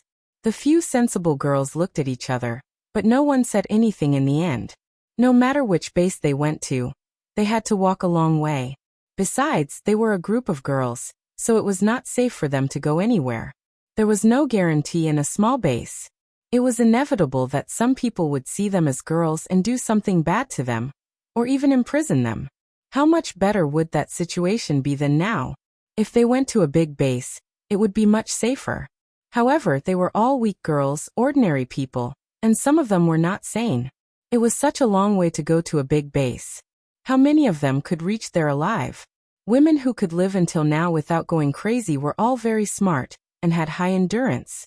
Regarding the above conclusion, everyone was very clear, but no one said anything, because they all knew that no one had any obligation to take a group of useless women with them. In particular, there were several girls who had already gone crazy. They would only be a burden. Smart people would not choose to take them with them. Yen Ruru looked at Xiaoqing with some embarrassment. She also knew this, so even if she sympathized with these women, she did not say that she would take them with her. If they were near S City base, and there were only her own team of paranormals, she would dare to say that. However, she was now on a mission. Yen Pingshan was her employer, and she was just a mercenary. Therefore, she could not make this decision. Xiaoqing did not say anything. She was silent for a long time, and then said to Yen Ruru, "Take them out and find Yen Pingshan." This kind of hot potato was better left to Yen Pingshan. After all, Yen Pingshan was the employer, so it was better to let him make the decision. Yen Ruru nodded and breathed a sigh of relief. She put on the girls' clothes and took them out. Yen Pingshan had found the warehouse and was directing people to move things out. There were several captives tied up together beside him. Although a lot of things were moved out, there was no happy expression on his face. Xiaoqing walked over and found that most of the things in the warehouse were corpses. The corpses had been cleaned clean, their internal organs had been removed, and their heads had been cut off. After soaking them in salt water, they were split in half from the middle and hung on hooks like slaughtered pigs and dogs. There were at least 50 to 60 corpses hanging in the left and right rows. Some of them were tall and seemed to be adult men. Some of them were short and were probably underage. It was no wonder that Yen Pingshan's expression was so ugly. Anyone who saw such a tragedy would have an ugly expression. When the women saw the captives beside Yen Pingshan, they clenched their teeth and wanted to pounce on them. But since Xiaoqing and the others didn't say anything, they didn't dare to do anything rashly. However, a woman who looked to be in her 30s and had a great figure pounced on them. Her hair was disheveled. After pouncing on them, she bit one of them on the throat. Everyone heard a clear scream, and the sound of blood pouring down her throat. Gulp, gulp. The other woman hurriedly said, "Please don't be angry." Her sister was still pregnant when she was raped by this man. After that, the man even cut out the child in her dead sister's belly just to see the gender. Then he fed the child to wild dogs. From that day on, she went crazy. Xiaoqing wasn't angry at all. She used vines to pull the captives who were still alive out one by one and asked the women, "Live or die?" The captives kept begging for mercy and repenting, but the women were very determined. This kind of beast, it's too easy for them to die. Chapter 97. Xiaoqing dismembered the captives one by one in front of these women, but no one thought that she was cruel. After seeing everything in this stronghold, everyone felt that they could not atone for their sins even if they died 10,000 times. After moving out the supplies and burying the pickled corpses, Yen Pingshan said fiercely, "I must burn this place to vent my hatred. Let's deal with them first." Xiaoqing briefly explained the origin of these women, and then threw the most important question to Yen Pingshan. "Now they have nowhere to go. You are the employer. What do you think we should do?" Yen Pingshan stared and was a little confused. Xiaoqing really gave him a difficult problem. No matter how he dealt with these women, there would be problems. If he left them to their own devices, he would not be able to live with his conscience. If he brought them along, the danger along the way would be a lot greater. Moreover, if they really encountered an accident, these women would only be a burden. Mengshen said, I suggest that we bring them along. What do you think of the two captains? Although we are the employer, your opinions are also very important. I have no opinion, Yen Ruru hurriedly said. Xiaoqing glanced at the women and changed her view of Mengshen. She said lightly, if we bring you along, you will be responsible for cooking and cleaning. You don't have any opinion, right? The women were very surprised and nodded. How could they have any opinion? They were even very grateful to Xiaoqing. Xiaoqing made them feel that they were still somewhat useful. Then let's bring them. Anyway, there are only 6 women. Sister Yen can bring 3, and I can bring 3. Xiaoqing said calmly. Have you moved everything out? If you have, let's go. Okay. Yen Pingshan also nodded, and the group of people left. Before leaving, Yen Ruru set a fire. They only left after seeing this evil place turn into ashes with their own eyes. The women secretly wiped away their tears. They had suffered too much in this place.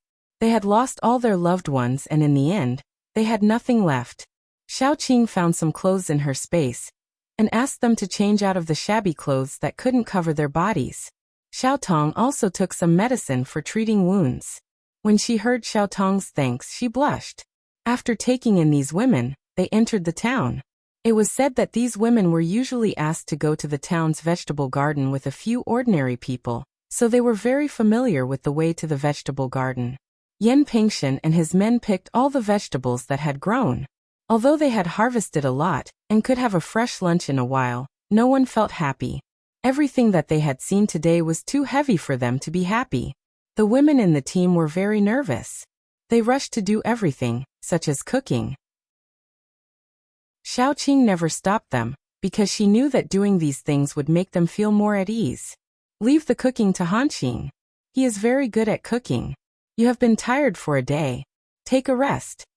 Xiaoqing ordered the vines to retract their thorns and arrange them into the shape of a bench. Sitting on the bench was exceptionally elastic, and it was cool enough not to hurt one's butt. Dai and the others sat at the side, waiting for the meal. The 3 women were very embarrassed and sat down after setting the table. Xiaoqing saw that they were nervous and didn't say anything. They couldn't relax for a while. Auntie, some candy. Little Baozi walked with his short legs and distributed the candy to the women. He blinked his big eyes and was so cute. The 3 women were at a loss as to what to do as they held the candy. One of them was the woman who had pounced on the captive and bitten his throat. She had been so fierce before, and her eyes were bloodshot. She had bitten a captive's throat in a frenzy, but now she was like a child. She was at a loss as to what to do as she held the candy. In the end, she gently patted Little Bun's head. Chapter 98. Her movements were very gentle and careful. It was as if she would hurt the little bun if she used too much force. Another woman who was sane couldn't help but ask, "Is this your child? He's so cute." "You don't have to call me yours. Just call me by my name. My name is Xiaoqing." Xiaoqing whispered, "This is my son." "What's his name?" The woman was a little embarrassed. "He's really cute. I like him very much. My name is Xiangru. This is Zhang Xiaofen. This is Tao Jingjing." Xiaoqing was stunned. She just realized that she had been calling the little bun baby all the time. She hadn't given the little bun a name yet. Naming was a big deal. It needed to be carefully considered and pondered. Of course, for a person who was bad at naming was as painful as fighting a level 4 zombie alone. "Actually, I haven't given him a name yet." Xiaoqing couldn't bring herself to say it. Finally, she said vaguely, "His nickname is Bao Bao. You can call him Bao Bao." "Bao Bao." Xiangru asked carefully, "Can I kiss him?" Before Xiaoqing said anything, the little bun took the initiative and kissed Xiangru. Xiangru held her face and was very happy. Xiaoqing couldn't help but smile. She picked up the little bun and turned her face to the little bun. The little bun came over and kissed her a few times. Xiangru sat on the side and was very envious. After a while she smiled and said, "It's so happy to have such a little baby by your side." Okay. Xiao Qing's eyes were full of tenderness. The little bun was her biggest motivation. Normally, even the cleverest housewife could not cook without rice. With limited ingredients, what Yan Hanqing could cook was also limited. Now that he had an abundance of ingredients, he made 6 dishes and a soup in one go.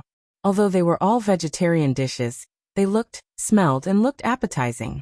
A group of people gathered around to eat, which made Yan Pingshan and the others drool. After all, there was a gap between chefs. The gap between their chefs and Yan Hanqing was like the gap between a beginner who had learned how to cook and a person who had learned how to cook through the system. If there was a comparison, there would be harm. The women didn't dare to fill the bowl with rice.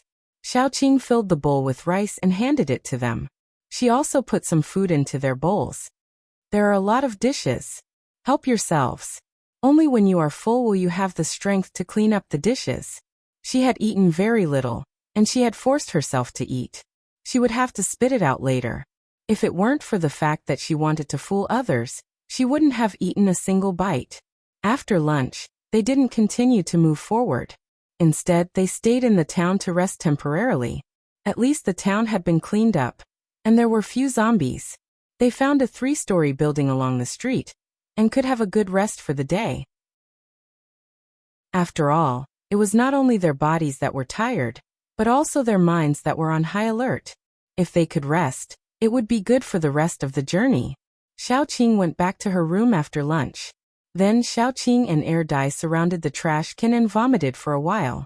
After vomiting, they took Little Bun and began to absorb a pile of crystal stones.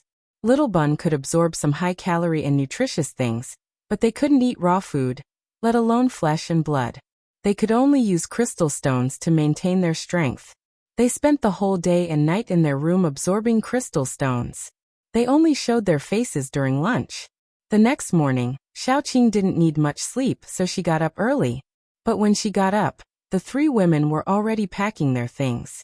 Xiao Qing couldn't help but frown and went downstairs. It's only 5 o'clock. I'm sorry, did we wake you up? Xiangru said with some panic. Xiao Qing shook her head and said to them, what you need to do is to have a good rest, and then you will have the energy to hurry on the road. I don't need you to be too diligent, as long as you don't drag us down. Her words were not pleasant to hear, and her voice was very cold. Xiangru whispered, you are a good person. Xiao Qing was stunned for a moment. No one had ever given her a good person card. Her teammates said that she was a trustworthy and dependable person, and people couldn't help but regard her as the backbone. Her enemies said that she was cruel and ruthless, and was a lone wolf.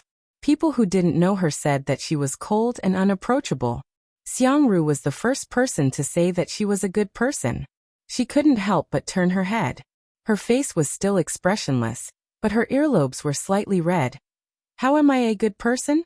Haven't you seen how I kill people? You are really a good person. Xiangru couldn't help but raise her voice and said with some eagerness, although you look cold on the surface, you are more considerate than those who comfort us with warm words, and you are very hot-blooded and righteous. You are a very, very good person. Xiao Qing couldn't help but sneer. You are so sleepy that you are hallucinating. Go to sleep, and we will be on the road in a while. Xiangru looked at Xiao Qing's back as she left, pulled the 2 sisters who were not very normal and whispered, really, thank you very much. Xiao Qing couldn't help but laugh. How did she act like a good person? After she killed those bandits, even the people of the Blaze team and Yan Pingshan's side would be afraid of her, right? They were really naive to think that she was a good person. She was clearly a cold-blooded, ruthless person who always thought of herself. How could she give others the illusion that she was a good person? As soon as Xiao Qing went out, she saw Mengshan sitting at the door, wiping a dagger. His eyes were very serious, as if he was actually in a laboratory, doing the kind of experiment that couldn't go wrong. This attitude towards weapons once again pleased Xiao Qing, and made Xiao Qing's impression of Mengshan a little better. Chapter 99. It's a beautiful dagger. Mengshan was stunned for a moment. He probably didn't expect Xiao Qing to take the initiative to talk to him. He said shyly, a very important person gave it to me. Someone you like. Can I have a look? Xiaoqing had an indescribable love for cold weapons. She had once bought a cabinet to store short weapons. It was filled with all kinds of military knives, bayonets, daggers, and short swords. Mengshen hesitated for a moment, then handed the dagger to Xiaoqing. Xiaoqing held the dagger and looked at it carefully. This was a dagger used to kill people. Ordinary ornamental daggers wouldn't be sharpened. Although the daggers sold privately could be sharpened, they weren't standard. As for this single-edged dagger, although the back and hilt of the dagger were decorated with gorgeous and ancient patterns, it was easy for people to mistake it as an ornamental dagger. However, from the blade to the tip, it was prepared to kill people. Xiaoqing's favorite dagger was the double-edged plum blossom dagger. There was a crescent blade at the grip, beautiful and sharp. Most importantly, the plum blossom dagger was the most suitable weapon for women. However, the first dagger she received was a single-edged dagger. It was given to her by her instructor. At that time, she wasn't used to using bayonets, so she relied on this dagger when she went out on missions. However, during one mission, she was seriously injured and lost the dagger. No matter how Xiaoqing looked at it, she felt that the dagger looked very familiar. It looked very much like the first dagger she had thrown away. Just as she was about to take a closer look, Mengshen whispered, "That? Have you finished looking at it?" Xiaoqing glanced at Mengshen, who looked as if she would snatch the dagger away from him.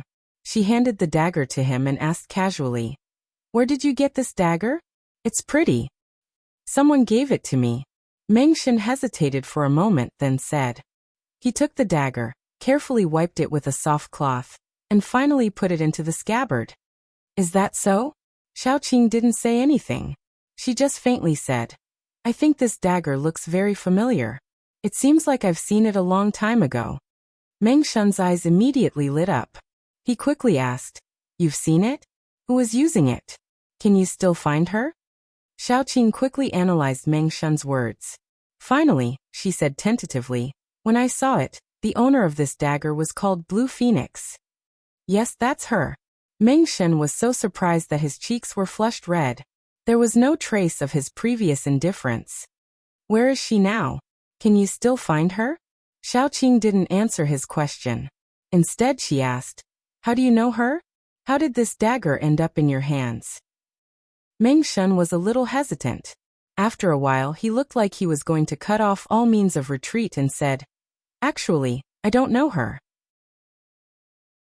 I've only seen her once, and she was wearing a gas mask. At that time, I was a researcher in charge of researching drugs. We developed an effective anti-cancer drug, but before we could submit the research results, they were stolen by a spy." Thinking of the past, Mengshen's expression became a little cold.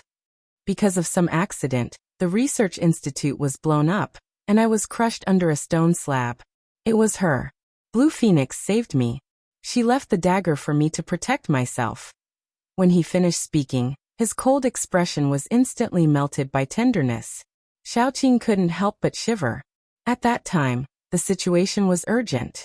Xiaoqing didn't have time to send Mengshen out. She could only call for help. Then, she got Mengshen's leg out from under the stone slab. After that, she found a place to put him down and chased after the spy. At that time, she left the dagger for Mengshen. She wanted to take it back after the incident. However, she was seriously injured and laid in the hospital for 3 months. She broke 3 ribs and had a comminuted fracture in one of her legs. Other minor injuries were needless to say. After she recovered, she was discharged from the army. Chapter 100. In the end, he didn't get the dagger back. Xiaoqing wasn't going to tell Mengshen that she was Blue Phoenix. She didn't want to bring up the past again. Looking at Mengshen's expectant eyes, Xiaoqing originally wanted to say that Blue Phoenix was already dead. However, in the end, she couldn't help but change her words. She was injured. After recovering, her body couldn't keep up with the intensity of the mission. So she retired from the army. I heard that she transferred to work and went home to marry and have children. Mengshen opened his mouth, but no words came out. He lowered his head slightly, unable to hide the disappointment on his face. After a long time, he said, "I'm relieved that she's doing well. Originally, I wanted to return the dagger to her." She doesn't need it anymore. Xiaoqing stood up. I'll go see if dinner is ready. Mengshen nodded his head, tightly gripping the dagger. There were some things that he couldn't forget. Every night, he would dream of that white hand gently pulling him up. Even in the smoke-filled space, he could smell the faint fragrance on her body. It was very faint. He had tried to find out the people who participated in that mission several times. However, Xiaoqing was in a secret unit, so she couldn't reveal any information. The only thing Mengshen knew was that she was called Blue Phoenix. Then, after a very long time, just when he thought he would never be able to find her again or hear any news about her, Xiaoqing told him that the person of his dreams had retired from the army and returned home to get married. In the end, it was just an illusory one-sided love. Perhaps even until her death, Blue Phoenix wouldn't know that there was someone who fell in love with her at first sight. Seeing that Xiaoqing was about to walk up the stairs, Mengshen couldn't help but ask, "What's her real name?" Xiaoqing paused, shook her head, and went upstairs. Yan Hanqing came out of the kitchen wearing an apron. The apron was provided by Xiaoqing. It was a pink floral apron, which looked very girlish. In the beginning, Yan Hanqing was still a little embarrassed, but now he could calmly wear an apron and cook. "I've boiled fresh milk for the baby. Do you want some sugar?" Yan Hanqing asked in a low voice. Xiaoqing thought for a while and answered according to little Baozi's preference, "A spoonful of sugar. He won't be able to digest any more than that, and will spit it out in the end." Yan Hanqing nodded and turned around to add more sugar. His back was very broad, and his back was as solid as a mountain, filled with a sense of security. Now he was wearing a pink apron. It looked a little funny, but it made Xiaoqing feel warm and at ease. For someone like her, who was used to going through life and death situations and hovering on the edge of death, what she yearned for the most was warmth and a sense of security. So when Lin Qifan showered her with gentleness, she fell for him so quickly. At that time, Xiaoqing felt that she had found someone to rely on for the rest of her life. She had found a man who was willing to be her solid support. Later, she found out that there was a kind of man who wore a gentle coat and was used to sweet-talking. He threw his conscience out of the window. Xiaoqing leaned against the door frame and sighed.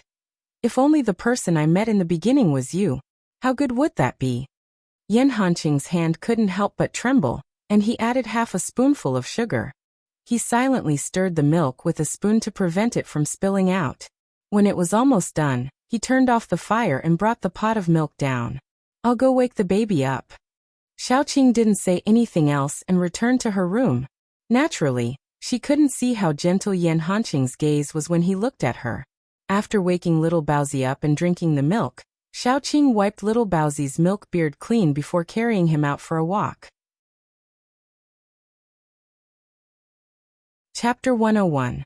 Those who had just woken up, those who were washing up, and those who were going downstairs all heard the alarm. Two of them hurriedly ran downstairs without pulling up their pants. As soon as they came downstairs, they saw Yen Ruru standing in the hall with a bad look. She said to them, "Go out and gather." As a representative of those who hadn't pulled up their pants yet, Yen Pingshan ran downstairs while tying his belt. When he saw Yen Ruru, he asked, "What happened? Is it a zombie riot?" "We'll know when we get to the door." Yen Ruru waved her hand. "Everyone gather at the entrance. Leader Yen, call your men down as well." "Okay." Although they didn't know what happened, it was definitely not a zombie riot. Otherwise, Yen Ruru wouldn't be so calm. Yen Pingshan breathed a sigh of relief. He tied his belt and called the others down. Mengshen was much calmer than him. At least his clothes were neat. When they arrived at the door, they found Xiaoqing standing there. Her body was surrounded by dancing vines. One of the vines was binding a pig's face that had been beaten so badly that even his mother couldn't recognize him. When everyone was there, Xiaoqing asked, "Who was patrolling last night?" Two young men stood up. One was from Yen Pingshan's side, and the other was from Yen Ruru's side. She gave each of them a whip without saying a word. They all whipped their legs. The legs of their pants were torn, revealing their red and swollen skin. "Were you sleeping when you patrolled last night?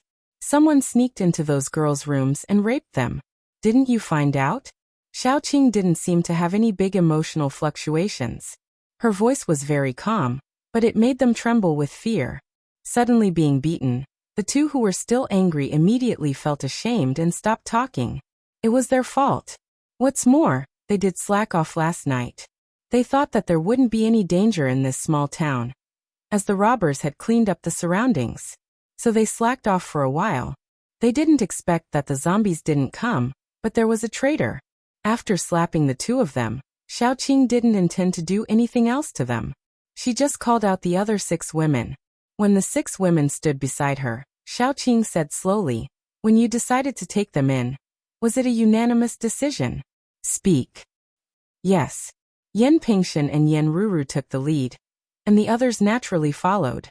Xiaoqing continued to ask, "At that time I should have said that if we took them in and took them to the Jiangbei superpower base, they wouldn't eat.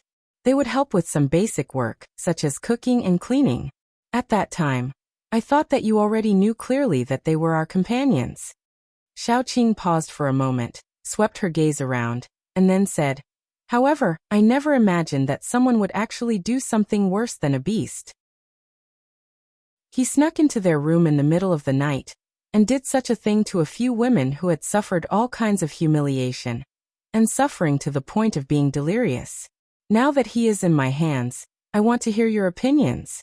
The people below looked at each other. The girls were all filled with righteous indignation, and wanted to be severely punished.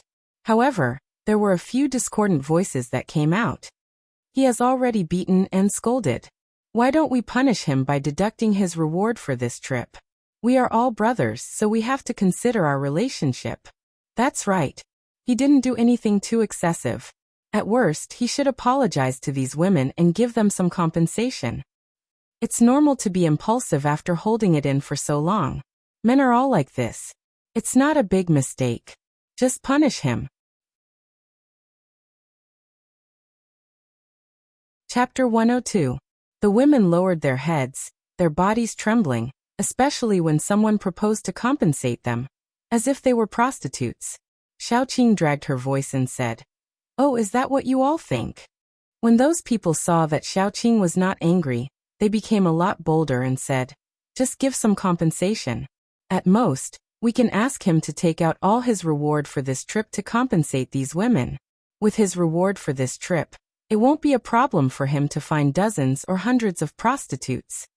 Before he finished, he was slapped by Yen Ruru. "What you just said, repeat it." That person instantly became silent, covered his face and said submissively, "Sister Yen, my mouth is cheap, please don't be angry." Yen Ruru could not wait to give him another kick to wake him up. Xiaoqing smiled slightly and raised her voice. "This is the decision you made? This is the way you decided to deal with it?" The few people who were very active just now did not dare to speak. The remaining few girls said angrily, "Sister Xiao, don't be soft-hearted, punish him severely." Xiaoqing faintly said, "I really feel ashamed for you people. It turns out that the one who was humiliated wasn't your wife or daughter. If it was your wife or daughter who was humiliated like this, would you still say such things? You can't say it like that." Before one of them could say anything, he was kicked to the ground by Yen Ruru. Yen Ruru was completely angry. "Is that so? Then I will go back and let you feel the feeling of your wife being defiled. How about that?" Xiaoqing was not moved at all. She knew the nature of these people, so she was not disappointed.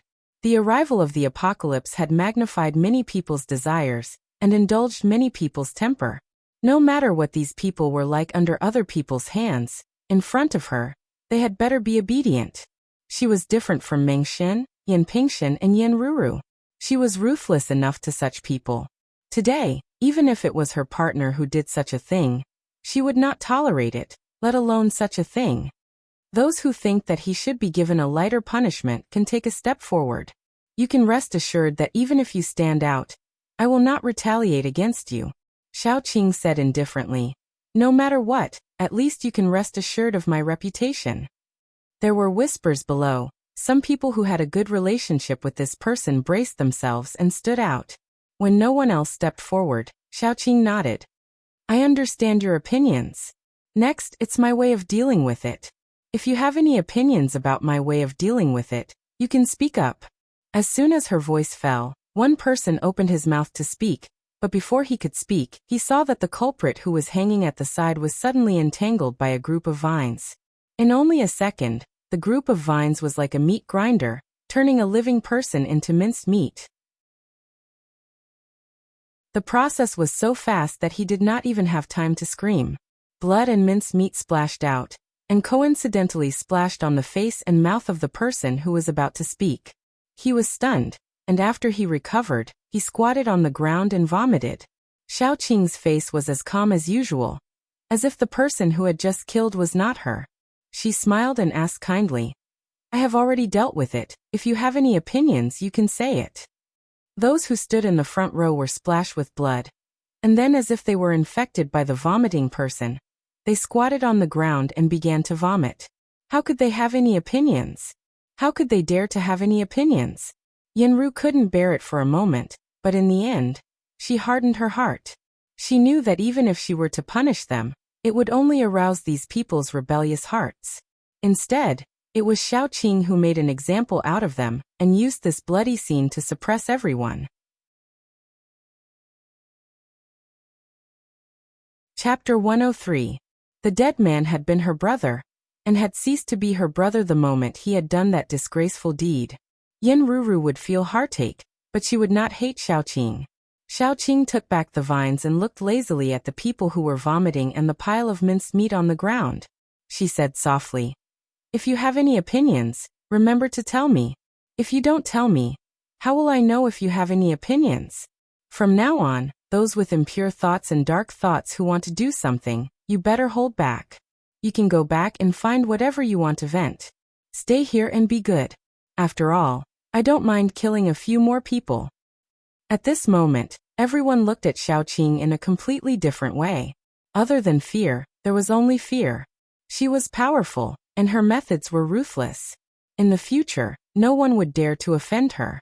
At this moment, they all understood one thing. They could be presumptuous in front of Yen Ruru, because of Yen Ruru's loyalty. She would not do anything to them, so they were spoiled. They could be presumptuous in front of Yen Pingshan because Yen Pingshan was tolerant and gentle, so they were not afraid. However, they could not be presumptuous in front of Xiao Qing. Xiao Qing would not spoil any of them. In front of Xiao Qing, they only needed to be honest, obedient, and do what they should do. If there were some things that should not be done or could not be done, then they should not do it. Once they did it, the pile of minced meat under Xiao Qing's feet would be their end. Yen Ruru could not protect them, and neither could Yen Pingshan. Xiao Qing would not care about anyone's opinion. All right, since no one has any objections, let's end this matter here. Everyone eat or rest. We'll be on our way soon. Xiao Qing flicked the dust off her jacket. Xiang Ru took the initiative to find some tools to clean up the blood and flesh on the ground. She was very grateful to Xiao Qing. Perhaps in the eyes of others, Xiao Qing was very terrible, like a devil. In her eyes, Xiao Qing was the best one. Only Xiao Qing would stand up for these weak women who had no power and no use. Xiao Qing was cruel and killed people without blinking. So what? The men standing below, they were not so cruel, but what did they do? Gossiping and gossiping, using careless words to repeatedly tear their wounds open. Only Xiao Qing was willing to frighten so many paranormals for them. In Xiao Qing's eyes, they were human beings who needed to be respected and treated equally. There was no pity or sympathy in Xiao Qing's eyes. She just treated them like the most ordinary people, which made the women feel particularly at ease. The other three women were not willing to go back to Yen Ruru's side, but later they were persuaded by Xiang Ru. After all, after this incident, no one dared to bully Yen Ruru's people anymore. If all of them were on Xiao Qing's side, Xiao Qing would be under a lot of pressure. After dispersing, not many people had the appetite to eat. Anyone who had just seen a living person turned into minced meat, and still had the appetite to eat was really as thick as an elephant's leg. Yen Ruru and several girls in Yen Pingshan's team all came forward to help Xiang Ru and the others clean up the minced meat on the ground and collect it to bury. After cleaning up, they also ate a little and were ready to set off. Xiao Qing didn't show any changes on the surface, but Yen Hanqing knew that she was very tired, so he took the initiative to take over her driving. From time to time, he glanced at Xiaoqing in the rearview mirror. She was resting in the back with her eyes closed, and there was a faint tiredness between her eyebrows. Chapter 104. It would be strange if Xiaoqing didn't notice it after seeing it so many times. She didn't open her eyes and asked in a low voice, "Hanqing, do you also think I'm too cruel and extreme?" Yan Hanqing shook his head. Xiaoqing's methods were indeed violent, but he didn't think Xiaoqing was wrong. He didn't even think that Xiaoqing's methods were too extreme. If he was the one doing it, he would also choose to kill the man, although he might use a more efficient method. But the result would be the same. After shaking his head, Yan Hanqing reacted. Xiaoqing's eyes were closed so she couldn't see his movements. She said, "Scum deserve to die." Xiaoqing, who was originally in a bad mood, was suddenly amused. She chuckled and said, "Can't you say more? Don't be angry. If it were me, I would also kill." Yan Hanqing thought for a while and said seriously. Finally he added, "It's not comforting." "I know." Xiaoqing knew that the way she dealt with things was very violent, extreme, and even perverted, but she didn't want to change. In her eyes, there were three kinds of men in this world that couldn't be forgiven. The first was those who committed that kind of violence to women. The second was those who played with women's feelings. The third was those who committed domestic violence. Unfortunately, not only did that man hit the first one, but he also did that kind of thing to a woman who had suffered psychological and physical trauma. She really couldn't stand it. In fact, she had already suppressed her anger towards those who made sarcastic remarks. Otherwise, today's matter wouldn't have been so simple. "I think I understand a lot of things. For example, in this apocalyptic world, strength is really the most important thing. Without strength, you can only be bullied. With strength, you can at least protect the people you want to protect." Xiaoqing yawned, and her mood was much better. "Just like me, I think I'm upholding justice today, but some people think I'm very cruel. But even if my methods are cruel, no one dares to say anything because I have strength. Sleepy? If you're tired, you can sleep a little longer. Nothing should happen. I'll wake you up when it's time to rest." Yan Hanqing was silent for a moment, and then said. He had experienced the cruelty of the end of the world, so he had to admit that Xiaoqing was right. Xiaoqing nodded. She hugged Little Bun and rested her head on Erdai's thigh. She was not sleepy, but she felt tired. Xiaoqing slept until it was dark. She didn't even get up for lunch. Yan Hanqing and the others all knew that Xiaoqing didn't need to eat, so they didn't wake her up. It wasn't until the evening that Xiaoqing woke up naturally. Fortunately, the Erdai wasn't a human. Otherwise, her legs would have been numbed by the pillow, or even broken. When Xiaoqing got up, everyone was setting up the tents. When they saw Xiaoqing, they couldn't help but want to avoid her.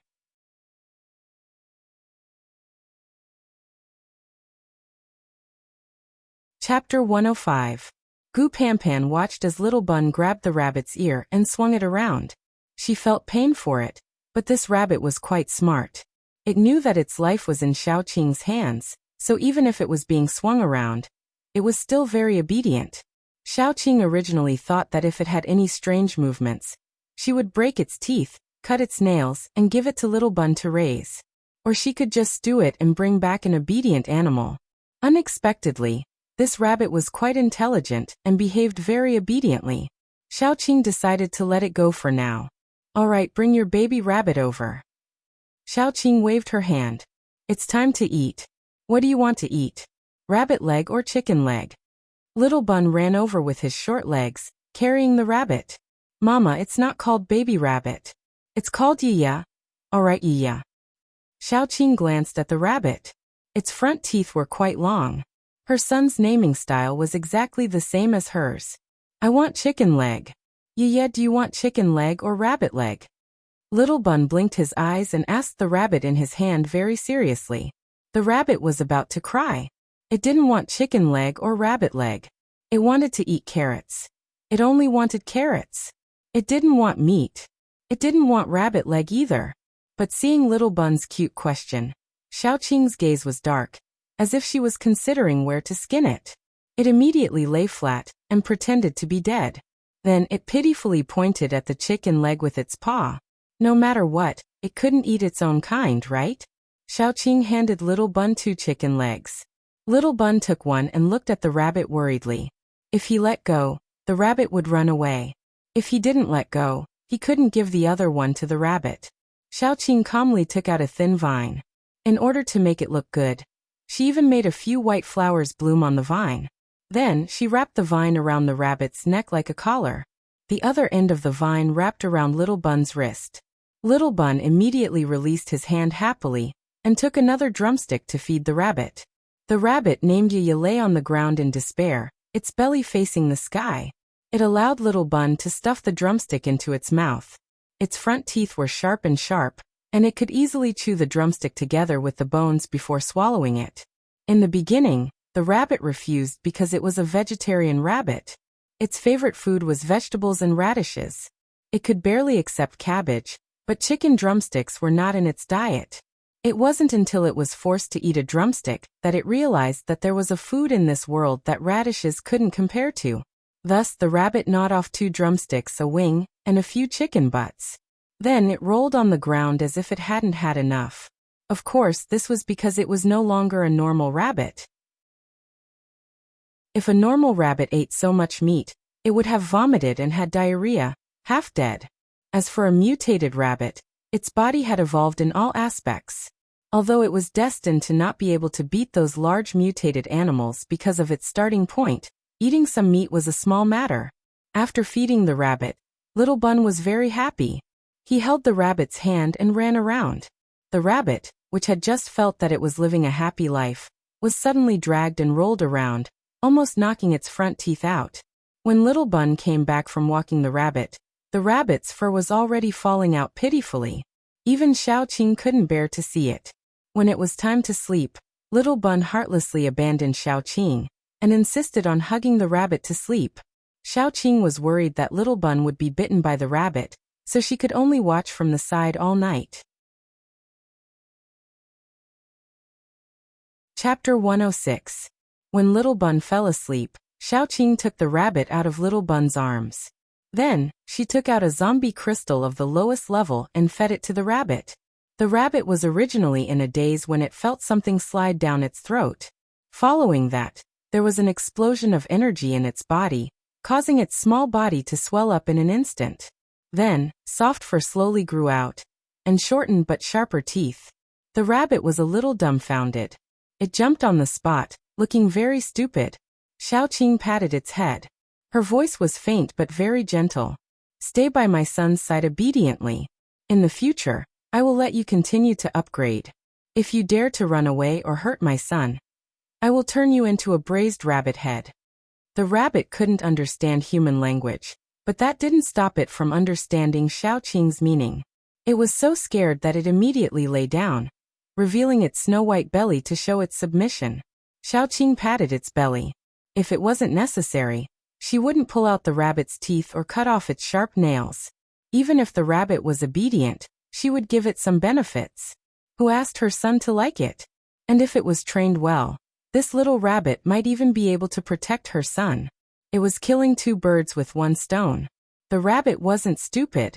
Other animals mutated in their bodies, becoming stronger and stronger, with sharp claws and teeth, increasing movement speed, and many times more strength than before. Only this rabbit was different. It mutated in its brain. Just like adding points in online games, it added all the points to wisdom. Therefore, this weakling rabbit was probably the smartest of all the rabbits. This smart rabbit quickly understood Xiaoqing's idea and was willing to accept it. It was the weakest among the mutated animals. It could be said that it was at the bottom of the food chain. All carnivores could take a bite out of it. It was better to be raised by Xiaoqing. It was safe and could increase its strength. If Little Bun could be gentler to it, that would be even better. Xiaoqing was very satisfied with the rabbit's cooperation. She stuffed the rabbit into Little Bun's arms and fell asleep. Erdai naturally reached out and pulled Xiaoqing into his arms. Habit was a terrible thing. Just like in the beginning, Xiaoqing was very reluctant to let Erdai sleep in her bed. After Erdai pestered her for so long, she was now used to it. Although she couldn't feel the warmth, Xiaoqing still pulled the quilt over her and died before falling asleep. In fact, for most of the night, even with her eyes closed, she was still conscious.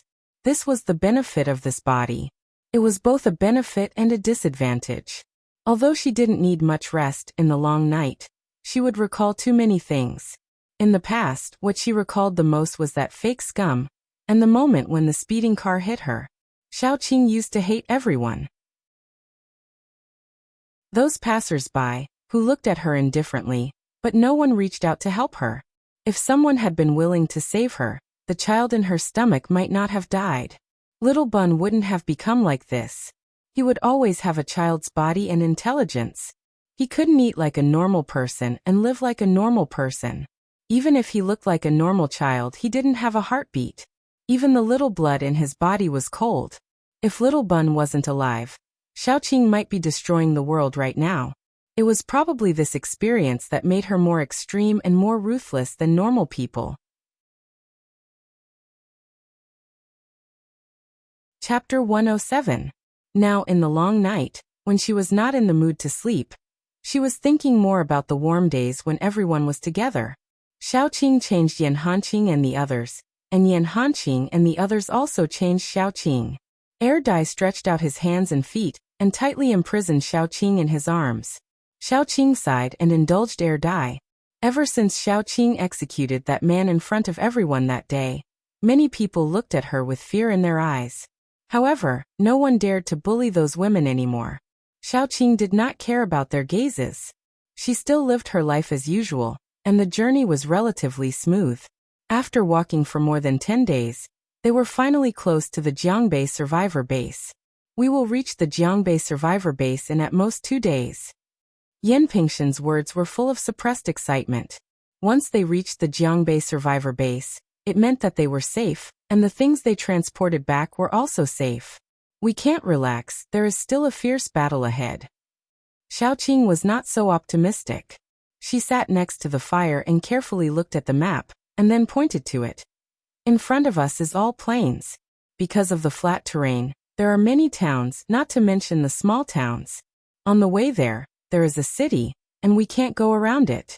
If we choose to go around it, we may have to turn to the northwest, then pass through 2 mountains, and then turn back.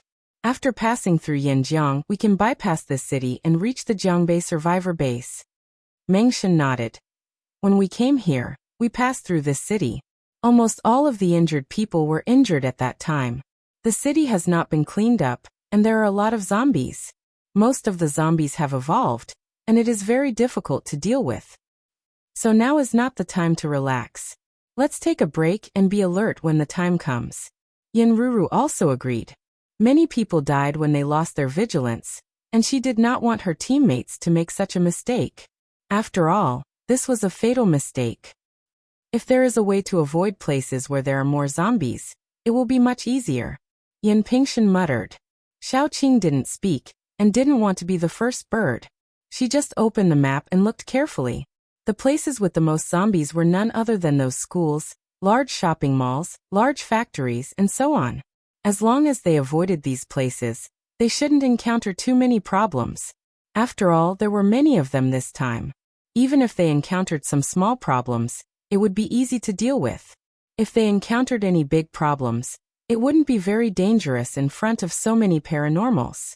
After walking for another half a day, they finally passed through a small town and arrived at the city. This city should have been a very prosperous city,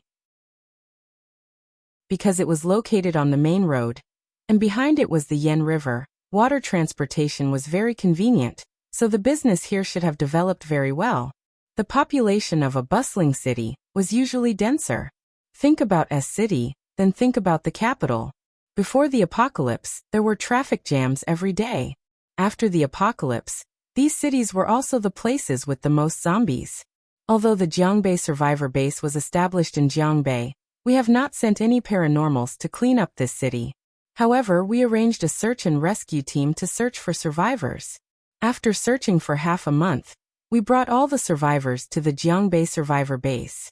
At that time, our people found that the zombies in this city were evolving very fast. When we rushed to the Jiangbei survivor base in S City, There were already a lot of level 3 zombies. That's why so many people were injured, and now we don't know the situation inside. Yan Pingshan explained carefully. He didn't intend to hide anything. There was no benefit in hiding, and it would hurt everyone.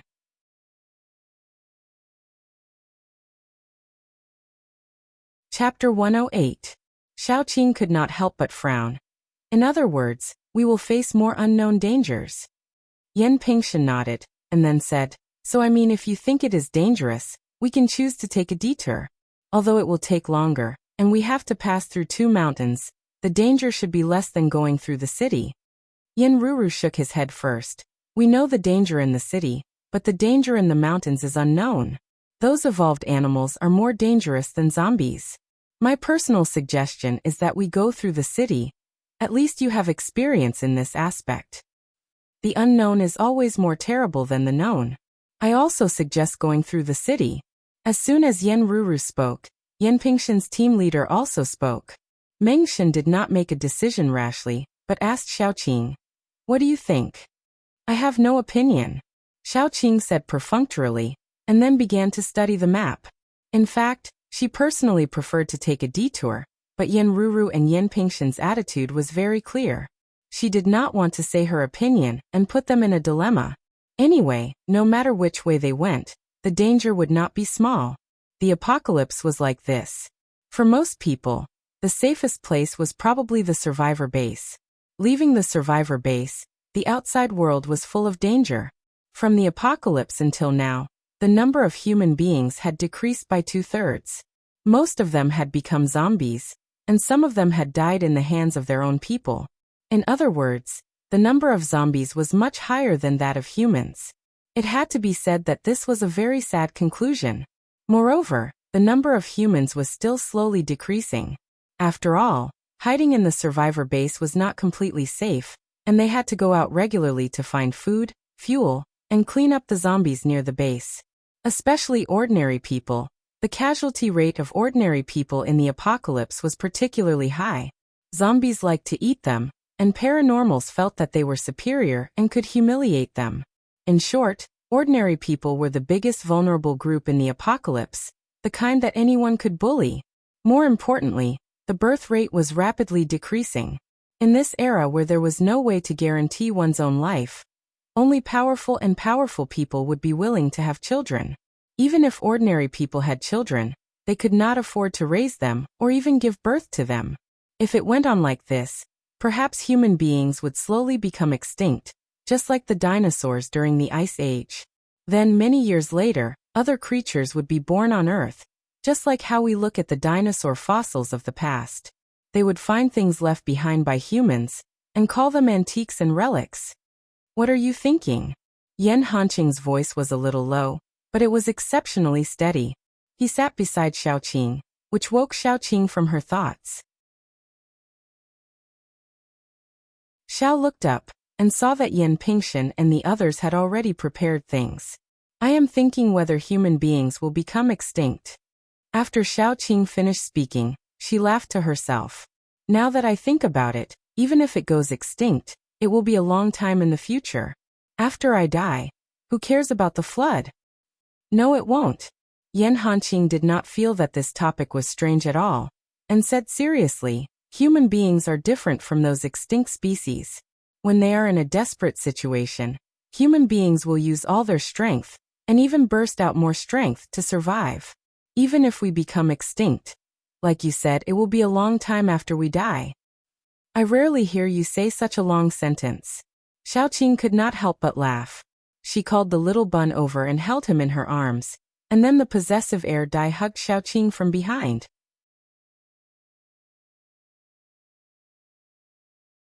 Chapter 109. Yan Hanqing's eyes darkened. I'm not good with words, but there are always exceptions. For example, when facing the person he liked. Xiaoqing hugged Xiaobao, and Xiaobao carried the rabbit. Leaning back, she was in Air Dai's arms. She looked at the sky lazily, and then asked herself, will the apocalypse end one day? Yan Hanqing thought for a moment, then said, they will. I heard that some bases have already started to develop antidotes to resist the zombie virus. If this continues, They might be able to develop antidotes to turn zombies back into humans. I hope so. Xiaoqing stretched her body. When she stretched her body, she leaned on Air Dai. Air Dai was rubbed by her, and his entire zombie body was aroused. However, a certain key part of his body became a decoration after that day. The most painful thing for a man was to have a beautiful woman in his arms, but not have the ability to sleep with her. It was the same for male zombies. If the apocalypse ends, I want to buy a house near the sea. I like the feeling of facing the sea. My whole body seems to be relaxed with the widening of my horizons. I want to send Bao Bao to the best kindergarten. If Air Dai can be cured, that would be the best. I can help him find his family and send him back to them. Xiaoqing murmured in Air Dai's arms. She smiled as she talked. That was the life she wanted but couldn't have. Yan Hanqing opened his mouth, but in the end he couldn't say those two words. What about me? Xiaoqing probably didn't think about his place. After all, he was an adult. No matter what, he didn't need others to worry about him. At least he wouldn't starve to death. I'm thinking too much. Xiaoqing rubbed her head and said to Yan Hanqing, let's pack up and prepare. When we reach that city, we may face a lot of dangers. Yan Hanqing nodded.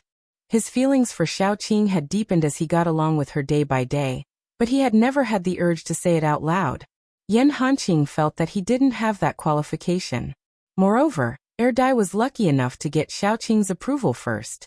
He just wanted to be her solid shield and help her build a stable back. Then when she was fighting in the front, she could trust him with her back. Or let him be her shield. No matter what, to use a cliché phrase from a TV series, it was fine as long as she was happy. On the other side, Gu Panpan was scolding Gu Chuan. Brother, can't you say more? Will you die if you say more? Gu Chuan squatted on the ground to pack up. He was silent. Unlike Yan Hanqing was clumsy and didn't want to talk. After listening to Gu Panpan's complaints, Gu Chuan didn't say anything. He did what he should do and was very calm. Gu Panpan was infuriated. She looked at Xiaoqing's side and said resentfully, just keep it to yourself. Keep it to yourself. Don't tell anyone what you're thinking. Just watch as Sister Qing runs off with another man, then cry under the covers. Gu Chuan refuted seriously, I won't cry. I will only bless her. Gu Panpan was so angry that she laughed. She kept saying that Gu Chuan was useless. Although she and Gu Chuan were not twins, they were born from the same mother. After living together for so many years, how could she not see through Gu Chuan's thoughts? Gu Chuan had a good impression of Xiaoqing, and it was getting better every day. Gu Panpan saw it. More importantly, Gu Panpan also liked Xiaoqing. If it was another woman who became her sister-in-law, Gu Panpan might be picky. But if it was Xiaoqing, she would only cheer. It was a pity that this brother of hers was a taciturn gourd. He kept everything in his heart and never said anything. He never tried to curry favor with her. How could he get a girl like this? Thinking back, Gu Chuan was very handsome and was very popular in school. Although he was an iceberg with a poker face, there were always some girls who could withstand the cold air. They were conquered by his appearance and pursued him. Later, they were all chased away by him. Gu Panpan couldn't help but roll her eyes and say, just keep it to yourself. You are destined to be alone. Gu Chuan didn't care about what Gu Panpan said. He was a person who wasn't good at expressing his feelings. In addition, he didn't like to talk. It was normal that he couldn't get a girl to like him. As for Xiaoqing, Gu Chuan never let Gu Panpan know. He didn't express it not because he was shy or anything else, but because he was afraid. It was like a person who knew that he would definitely be rejected, so he would rather maintain the current relationship. It was better to go from being friends to being in an awkward relationship. Gu Panpan said that he was a person with a strong heart, but in front of Xiaoqing, he was so cowardly.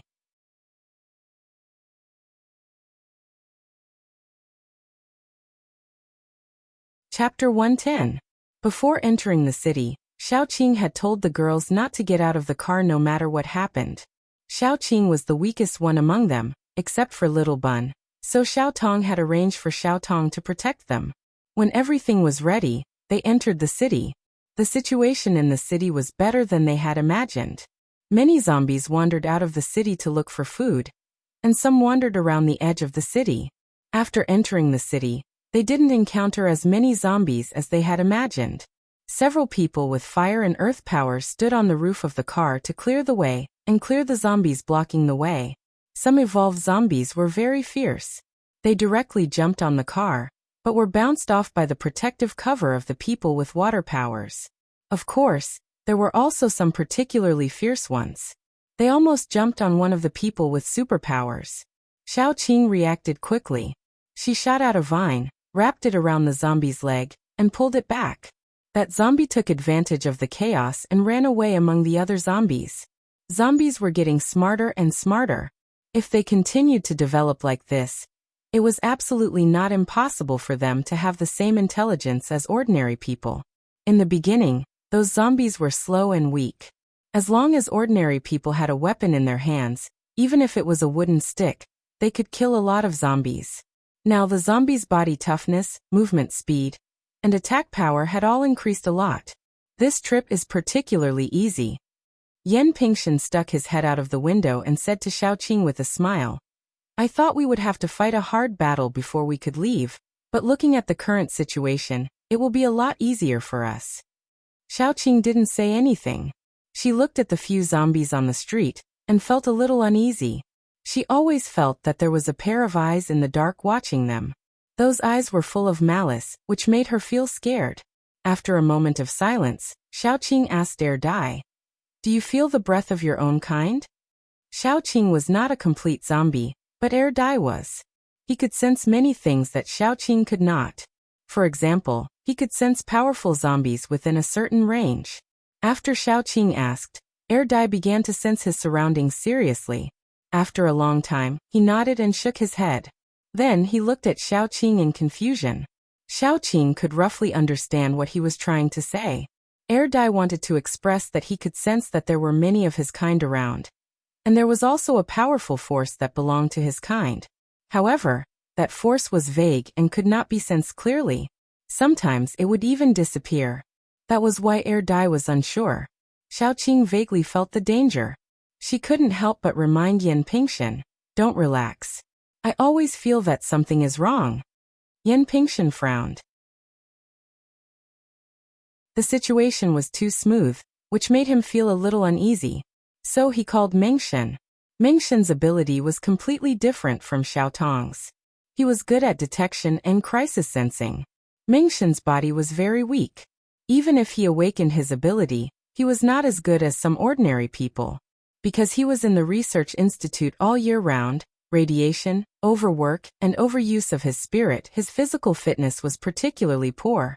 Even using his ability would bring him a lot of burden. So even if he had the ability, Mengshan rarely used it. Only when he was researching, he would use his spirit to assist.